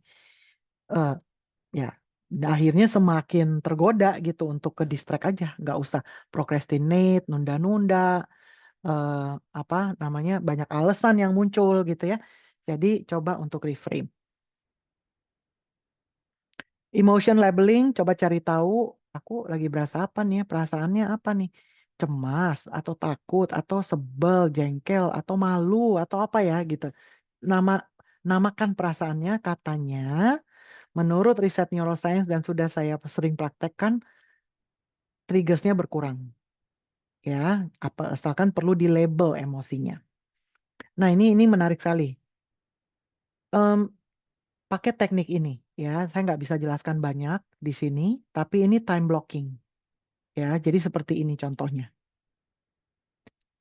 Jadwalkan, biasa anak bapak dan ibu pakai Google Calendar buat apa? Buat nyatat appointment kan, gitu. Nah, kalau yang ini dia pakai Google Calendarnya atau sistem kalendernya itu untuk bikin time blocking. Jadi bukan buat catat-catat appointment aja, tapi dia rencanakan hari-harinya berapa jam, misalnya kayak sekarang ini ya, dia sebut time blocking. Jadi gini, 8 sampai 10 itu udah fokus 2 jam. Ya, ngapain aja, habis itu 10 sampai 12, habis itu 12 sampai 2. Ya, ini yang time blocking, ini yang dianjurkan oleh NIREL. Ya, kalau kita enggak, kita distracted atau multitasking, jam 8 sampai 8.30 meeting, briefing. Habis itu aku 1 jam lah ngerjain ini, ngerjain apa, buka email, cek. Habis itu jam segini aku ini, habis itu aku gini, ini pendek-pendek gitu. Ini nggak bisa fokus panjang. Dan nggak bisa banyak produktivitas atau output yang dikeluarkan dari model blocking seperti ini. Ya, blocking seperti ini adalah contohnya dia siapkan 1 jam urusan email.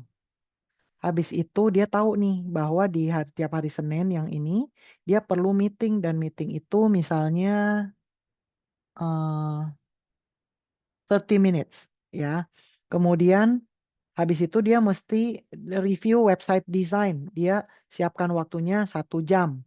Habis itu ini mesti bagian mikir-mikir nih. Ini mesti misalnya bikin planning tahun depan, atau mesti ngecekin pekerjaan timnya, mesti ngedesain sesuatu. Ini yang butuh deep work 3 jam di blok. Ya, dan yang dikit-dikit itu. Bahkan makan siangnya aja dia pakai time blocking. Ya, dan ini direncanakan time blocking itu. Jadi, Kalau misalnya tiba-tiba kepikir, aduh, aku belum nyiapin laporan bulanan. Jangan khawatir, laporan bulanan sudah di-blocking di hari Rabu. Jadi kalau ini hari Senin, karena saya sudah masukkan blockingan bikin laporan bulanan di Rabu, sudah saya blocking, nggak perlu saya khawatir. Jadi internal triggernya itu nggak akan muncul rasa cemas, takut, ini belum selesai, itu belum selesai. Karena semuanya sudah masuk ke dalam blockingan, sesuai perencanaan. Semua ini akan membuat internal trigger kita itu berkurang sangat jauh sekali. Karena apa? Nggak perlu khawatir, monthly report nanti ada waktunya, tenang, sudah di blocking gitu. Ya, misalnya, aduh, landing page belum selesai. Jangan khawatir, landing page sudah dijadwalkan 2 kali 2 jam di minggu ini. Mungkin sudah direncanakan dalam waktu misalnya 3 minggu harus sudah selesai. Saya blocking seminggu 2 jam, 1 jam, 2 jam. Nanti minggu depan saya masukkan lagi di blockingan berikut 2 jam gitu misalnya. Ya, pasti selesai asalkan di blocking. Dan nggak perlu muncul kaget-kagetan. Aduh ini belum, aduh yang itu belum lagi, aduh yang ini, aduh yang itu gitu ya. Itu kan yang biasanya akhirnya bikin kita jadi galau sendiri, kacau sendiri, terus nggak ada yang selesai akhirnya. Karena masalah anxious, ya anxiety yang muncul. Oke, next. Nah, internal triggers, how to manage internal triggers yang lain gini. Kalau akhirnya kita tuh gagal, ya, aduh nggak selesai akhirnya gitu. Ya sudah, coba lagi, mulai lagi. Ya, nggak usah masuk ke dalam proses self guilt apa ya, rasa bersalah yang berlebihan. Karena rasa bersalah yang berlebihan, terus malu belum selesai ya, kok ternyata aku nggak bisa, kok deadline aku lewat, terus jadi overthinking gitu, overthinking akhirnya yang mestinya dia bisa selesaikan di minggu depannya, minggu depan tertunda lagi karena overthinking rasa malu yang minggu lalu itu loh gitu. Jadi nggak kelar-kelar juga akhirnya ya. So di sini dikatakan sudahlah have self compassion. Maafkan diri sendiri ya, practice self compassion. Terimalah bahwa oh iya ya, normal juga sih kalau kadang-kadang kalau bosen atau capek akhirnya aku tuh nggak selesai gitu ya. Tapi gimana caranya ya supaya aku bisa terima bahwa aku nggak berhasil kemarin, tetapi nextnya itu minggu depan aku mau gimana. Jadi acceptance, menerima kesalahan diri sendiri dan menerima bahwa aku nih sedang belajar dan berlatih gitu ya. So it's okay kalau sekarang lagi stres, it's okay kalau rasanya kayak malu ya kok deadline aku belum selesai juga gitu ya. Terus lihatlah sebagai itu kesempatan untuk belajar, kesempatan buat berlatih lagi. Ya, nah begitu kita membulatkan tekad, oke nggak apa-apa aku belajar, berarti minggu depan aku harus rubah nih, gitu ya. Itu sudah langsung mengurangi internal trigger, ya. Daripada enggak, kalau tidak kita lakukan, minggu depan tambah nggak selesai lagi, gitu. Karena kita masuk ke dalam lingkaran setan, gitu ya, yang terus aja gitu, nggak selesai-selesai masalah emosinya ini. Oke? Nah, kalau external trigger lebih mudah sebenarnya, internal trigger lebih susah. External trigger mudah, tinggal matikan turn off notification, pakailah website blocker, ya. Eh, Kemudian itu tadi yang tadi Ibu sempat tanya, gimana nih caranya supaya mental health kita juga sehat? Set clear boundaries dengan teman dan keluarga gitu ya. Saya sering kalau mesti kerja yang deep work gitu, saya kasih tahu dulu semua anggota keluarga gitu. Atau kadang-kadang saya butuh deep worknya tuh baru bisa di hari Minggu. Biasa hari Jumat karena saya sudah time blocking, saya akan kasih tahu dulu semua orang bahwa hari Minggu ini kita ke gereja, kita makan siang jam 3, aku pengen sudah sampai di rumah, habis itu aku blocking 3 sampai 6 untuk ngerjain eh, presentasi aku. Saya sudah kasih tahu dulu. Ya, kalian ada kebutuhan apa, mau pergi-pergi kemana dan lain-lain, coba kita atur waktunya. Kalau sudah saya stick di situ, saya block, gitu ya. Begitupun dengan colleagues atau teman misalnya, saya perlu menyelesaikan ini dulu, tolong jangan diganggu dulu, jam segini sampai jam segini. Nanti kalau sudah selesai jam 5, saya akan cari kamu, gitu ya misalnya. Jadi pokoknya dengan time blocking, habis itu baru kita komunikasikan. Jadi set clear boundaries with colleagues and family. Itu adalah cara kita untuk menjaga fokus and attention kita dan kualitas kerja kita jadi lebih bagus. Itu ya. Itu yang ketiga. Kemudian yang keempat, nah ini menarik nih. Saya pernah dan sebenarnya lagi coaching seorang anak teenagers gitu. Dia bilang gini, aduh aku tuh menyalahkan diri sendiri, aku gampang ke distract, mestinya ngerjain PR, udah di blocking waktunya, tapi aku main handphone, dan kalau main handphone kelamaan, jadinya bisa sampai 2 jam nggak terasa, terus jadinya udah malam, aku ngantuk, terus aku tidur, gitu. Akhirnya kita bikin blocking time, gitu ya, seperti kalender itu. Dan dia bingung ketika saya bilang, ayo kita blok waktunya kapan kamu mau main handphone, scrolling-scrolling, terserah kamu. Kamu tuh rencananya mau scrollingnya tuh berapa lama dan kapan. Terus dengan rasa bersalah dia bilang, weekend aja lah. Aku bilang, itu realistik nggak sih? Enggak. Sebenarnya kamu biasanya scrollingnya setiap hari kan? Iya. Ayo kita jadwalkan setiap hari. Tapi kapan waktunya? Terus kita blok gitu. Eh, ini kalau PR sudah selesai dan lain-lain, pokoknya jam 8 sampai jam 9 boleh waktu scrolling. Kita blok di kalendernya scrolling time gitu. Dia bingung kayak coaching model apa ini? Kok boleh sih scrolling gitu. Nah itu dia ya. Karena nggak mungkin juga kita nggak realistik. Jadi kata Nir Eyal ini, the time you plan to waste. Jadi waktu yang kita rencanakan untuk kita buang gitu ya. Atau kita pakailah terserah gitu ya. Is not a wasted time. Karena apa? Karena di plan, direncanakan. Ya, termasuk scrolling time. Scrolling time itu direncanakan. Salah nggak sih?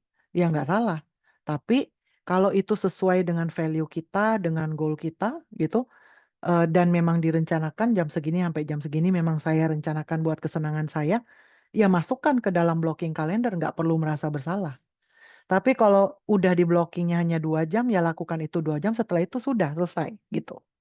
Ya, so the time that you plan to waste is not a wasted time. Saya rencanakan setiap malam nonton Netflix, ya memang sudah saya rencanakan gitu ya. Buat apa? Dengan tujuan apa? Ya buat kesenangan saya gitu. Tapi di luar itu saya rencanakan buat apa? Kalau kerja saya benar-benar blocking buat fokus dan attention. Ya, oke? Now, simple, mungkin Bapak dan Ibu juga sudah tahu, optimize your workspace. Kadang-kadang tanpa kita sadari, ternyata di atas meja kita, area tempat kita bekerja, nggak kita atur, ya banyak barang ini itu, dan ternyata setiap mata kita melihat, itu semua adalah distraction. Ya, jadi semakin minim barangnya, semakin simple penataannya, semakin kecil kemungkinan kita untuk terdistraksi. Jadi perlu banget untuk mengatur lingkungan tempat kita bekerja, di mana yang kita mau doing deep work-nya kita atur dulu gitu skenario-nya, atau kita atur stage-nya gitu ya, dipersiapkan. Oke, saya lanjut dengan decision making. Banyak dari kita tuh pekerjaannya tuh harus mengambil keputusan gitu ya, bukan keputusan pribadi ya, keputusan dalam hal pekerjaan gitu. Tapi decision making yang kita lakukan itu setiap orang itu beda-beda. Ada yang disebut dengan effective decisions ya, keputusan yang diambilnya itu sangat efektif. Karakteristiknya apa? Itu adalah keputusan yang dipertimbangkan matang-matang, mempertimbangkan semua informasi relevan, pro dan cons, ya, disesuaikan dengan long term goal, melibatkan pemikiran yang jernih, proses yang terstruktur, ya, dan menyadari potential outcomes-nya, hasilnya apa nih, resikonya apa nih, dan lain-lain, ya. Biasanya proaktif dan lain-lain, ya, dan sustainable nanti hasilnya. Nah, ini adalah effective decisions. Poor Waktunya hampir decisions, habis, Ibu. ya, poor decisions, ya, keputusan yang diambil out of impulsivity, impulsif, terburu-buru, emotional reactivity, ya, tidak komplit informasi, berdasarkan informasi yang tidak komplit, tidak terbukti, ya, tidak detail, terburu-buru. Nah, itu adalah keputusan juga, tapi poor decisions.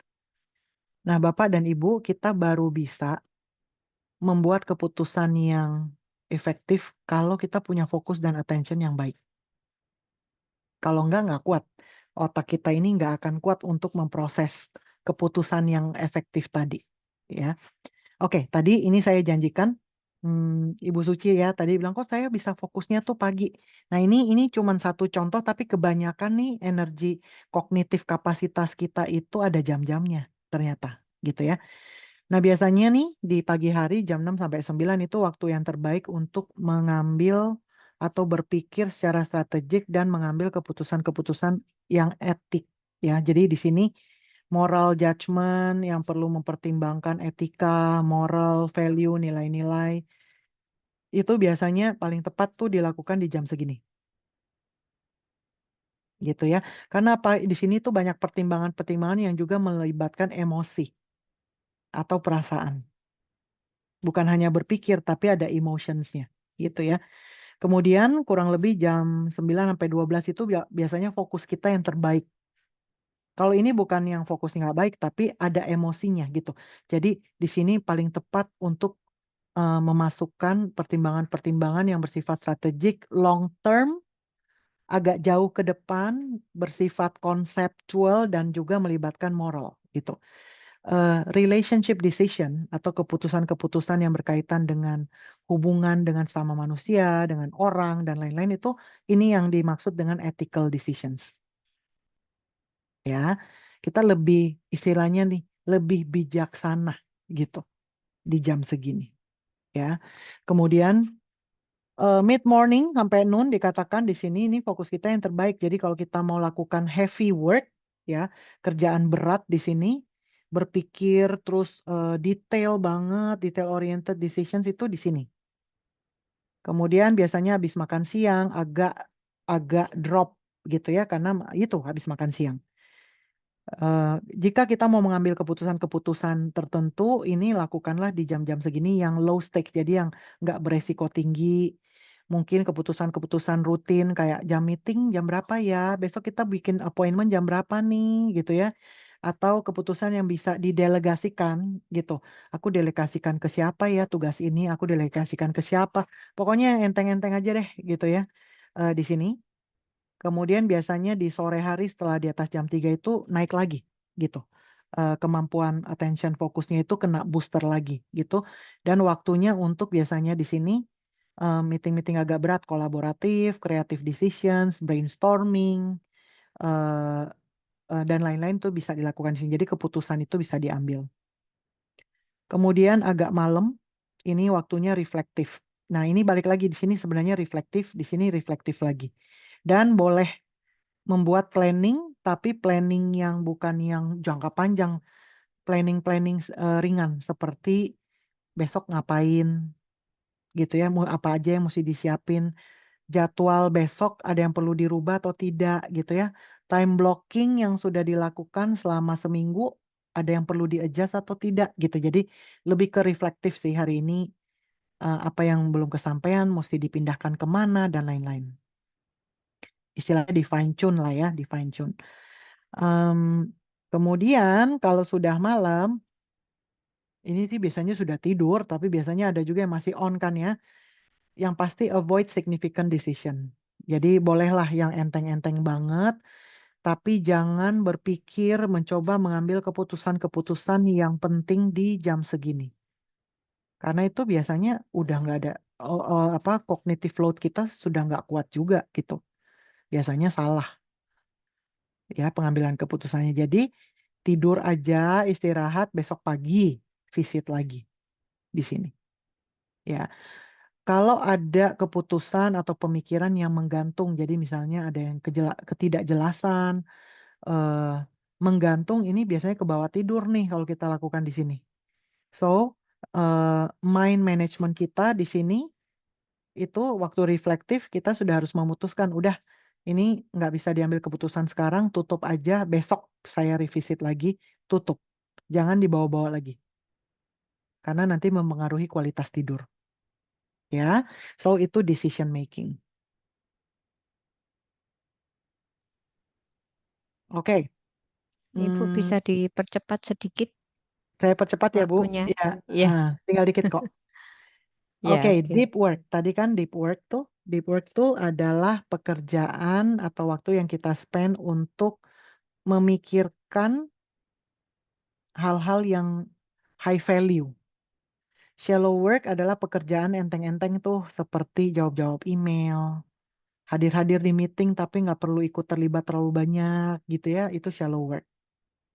Nah, orang yang attention dan fokusnya kurang begitu bagus, kebanyakan dia spend-nya lebih banyak ke shallow work. Kalau Anda adalah manajer atau business owner atau ketua atau team leader, maka ketahuilah dan carilah tahu gitu ya, produktivitas tim itu baru dikatakan oke kalau most people itu spend time untuk deep work. Ya, ada yang terlihat sibuk atau kita bisa terlihat sibuk, tapi kenapa ya kayaknya kualitas kerjanya kurang gitu ya. Itu karena ternyata attention dan fokusnya kurang bagus gitu. Oke, ini udah mendekati akhir.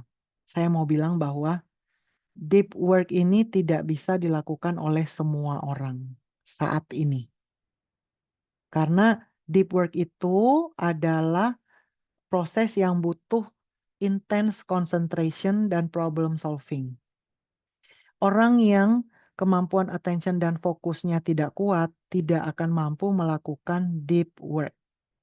Tapi kalau dia mau latih, dan dia mau latih, dan dia mau latih, bisa nggak sih? Bisa banget. Karena neuroplasticity. Ya. Semakin dia memaksakan dirinya untuk melakukan deep work, semakin network deep work ini berpikir dalam otaknya itu semakin menebal. Dan akhirnya dia semakin bisa. Ya, jadi ini berita bagus bahwa otak itu bisa dilatih. Kita hanya perlu tahu sistem kerjanya, terus disiplin gitu ya di dalam melatihnya. Saya ingin langsung masuk ke sini. Kunci keberhasilan produktivitas itu adalah ketika kita bekerja, kita berada di dalam flow ini.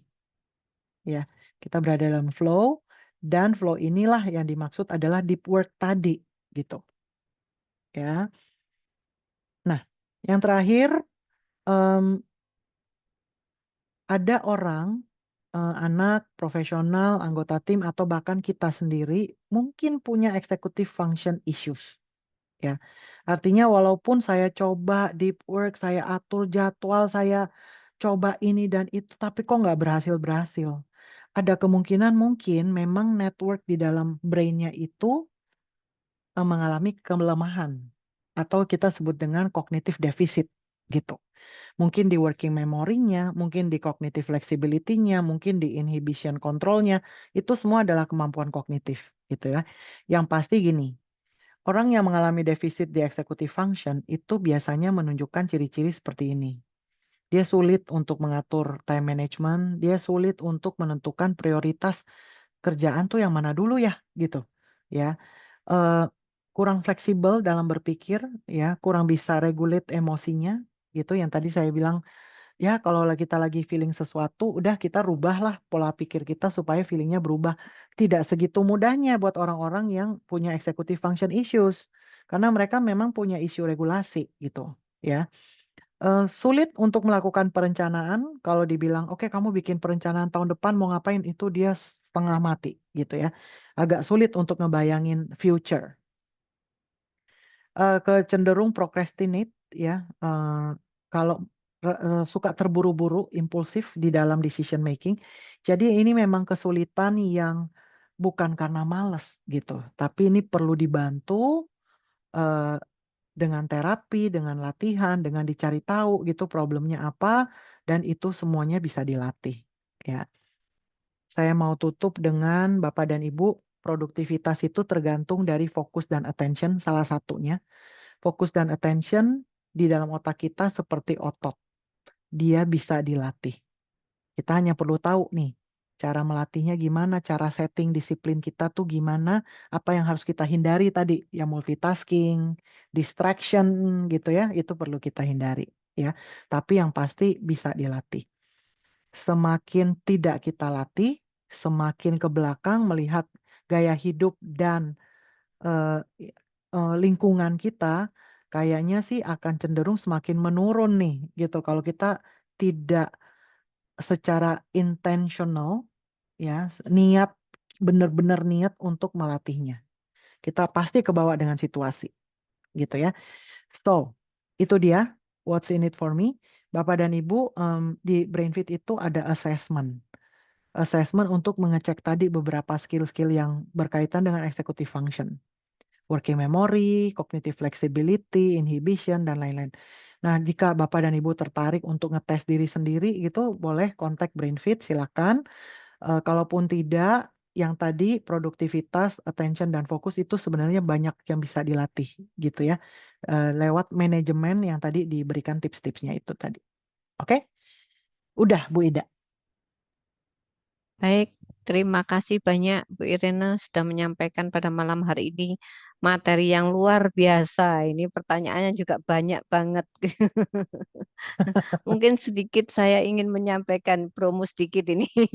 Iya, iya. Bapak Ibu yang memiliki saudara, teman, kerabat terdekat, silakan bisa bergabung di Open Lecture ini dan silakan bergabung juga di Institut Asia untuk mendaftarkan diri sebagai mahasiswa karena di kita ada eh, materi-materi yang luar biasa yang bisa kita nikmati pada malam hari ini juga salah satunya. Terima kasih banget ya Bu Irene sudah menyampaikan materi yang luar biasa.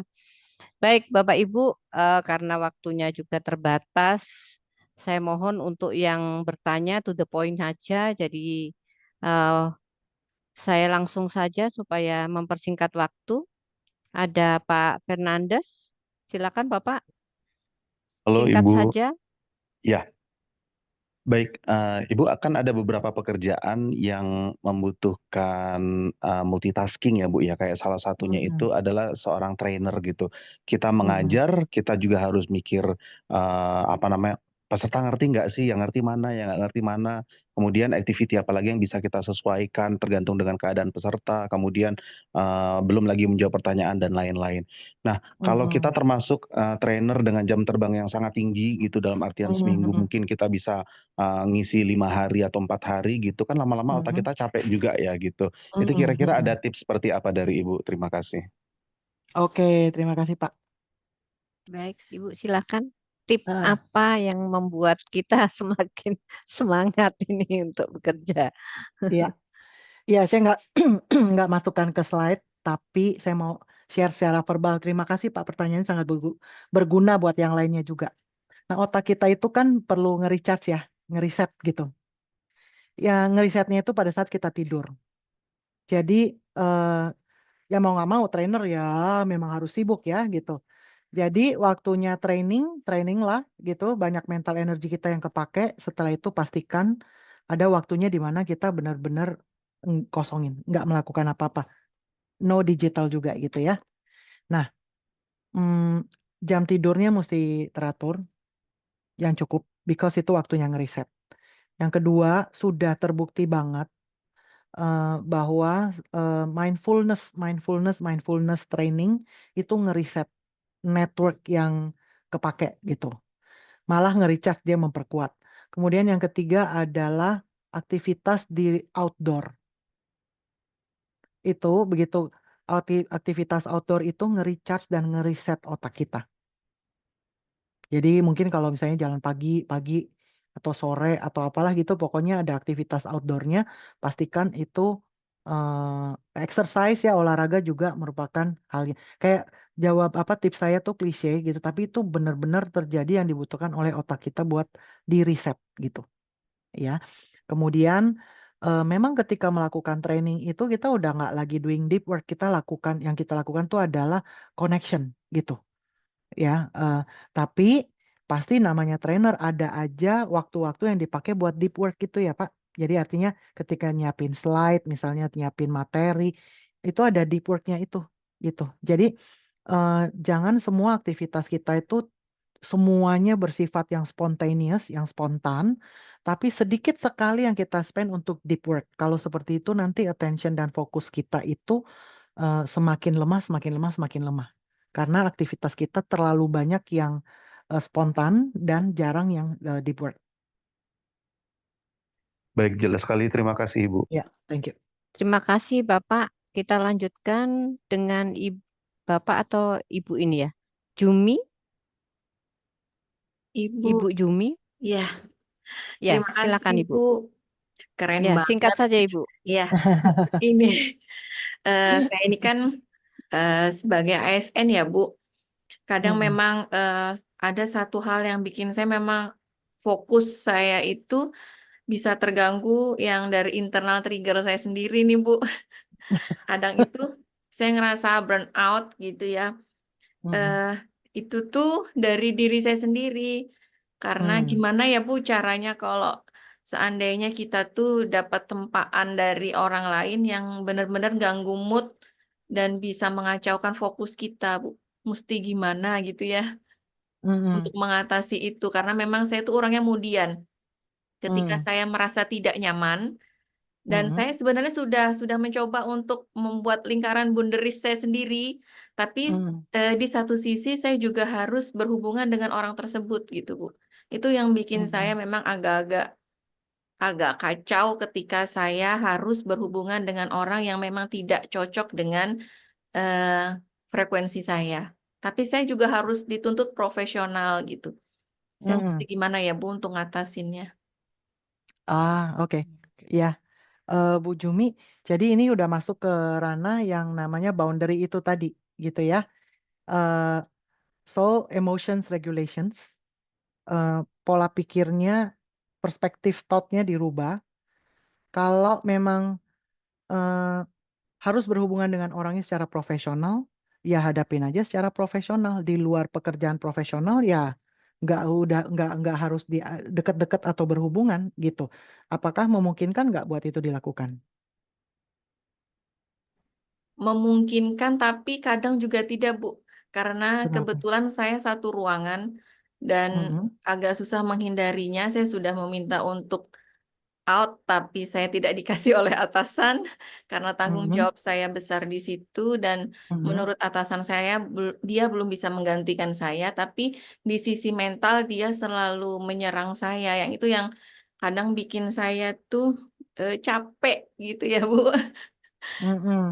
Mm-mm. Jadi saya mesti gimana ya kalau melawan kan otomatis saya masih punya pemikiran yang lebih sehat daripada saya melawani dia kan gitu. Mm-mm.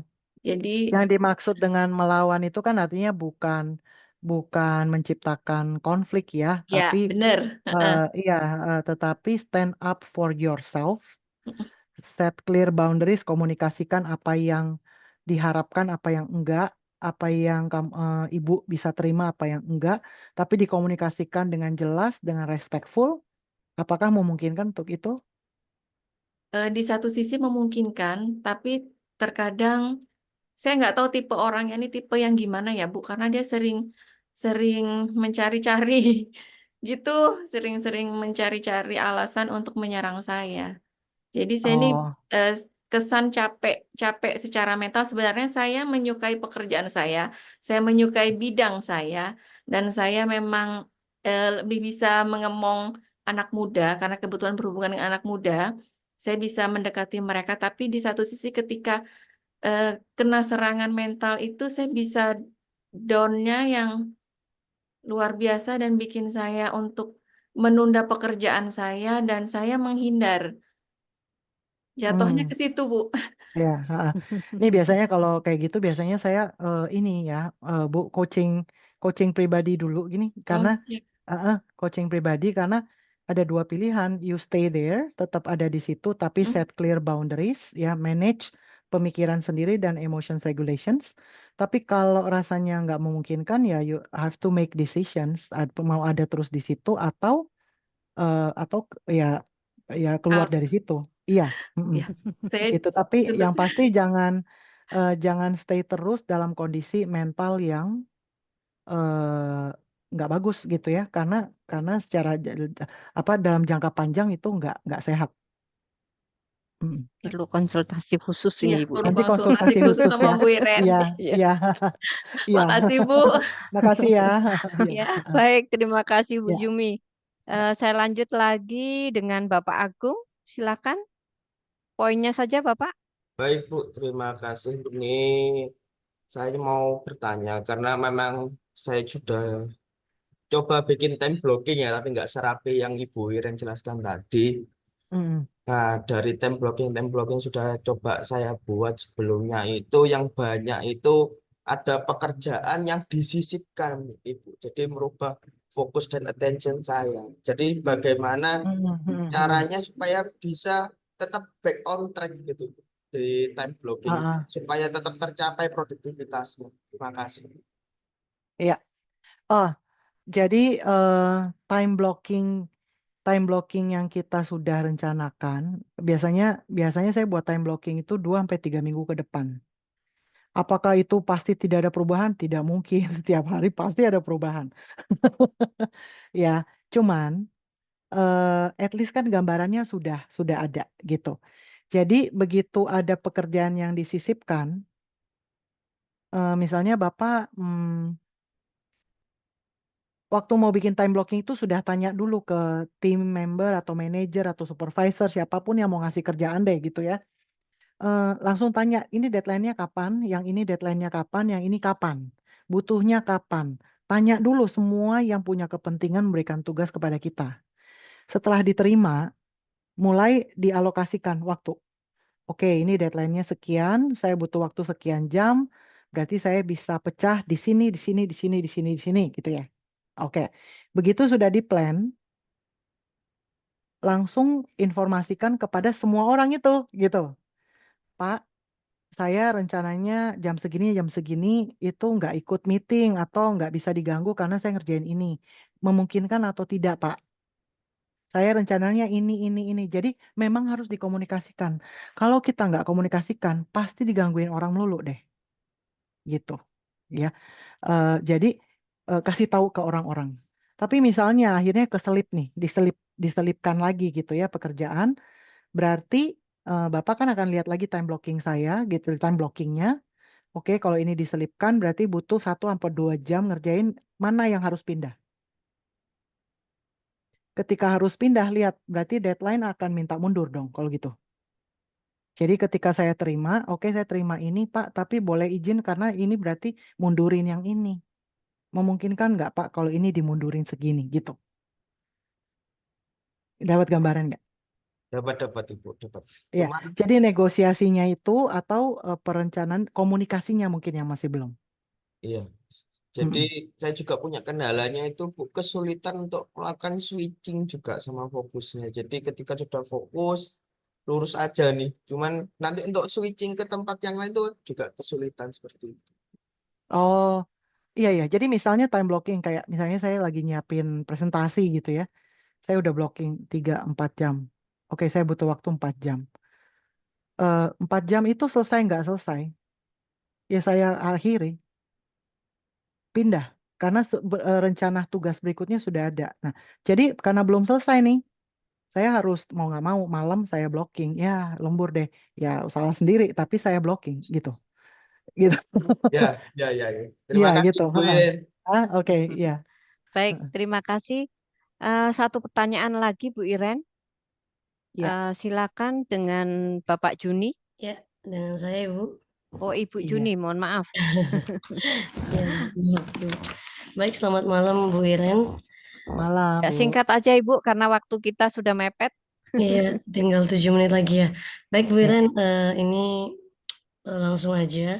Kalau tadi dibilang highly distracting environments, saya mengalami itu karena kebetulan saya bekerja di tempat yang baru di dunia pendidikan. Memang sebelumnya sudah belasan tahun berada di dunia pendidikan, tapi di tempat yang baru ini saya setahun menjadi tim anggota, kemudian setelah itu saya menjadi kepala begitu, jadi kepala unit.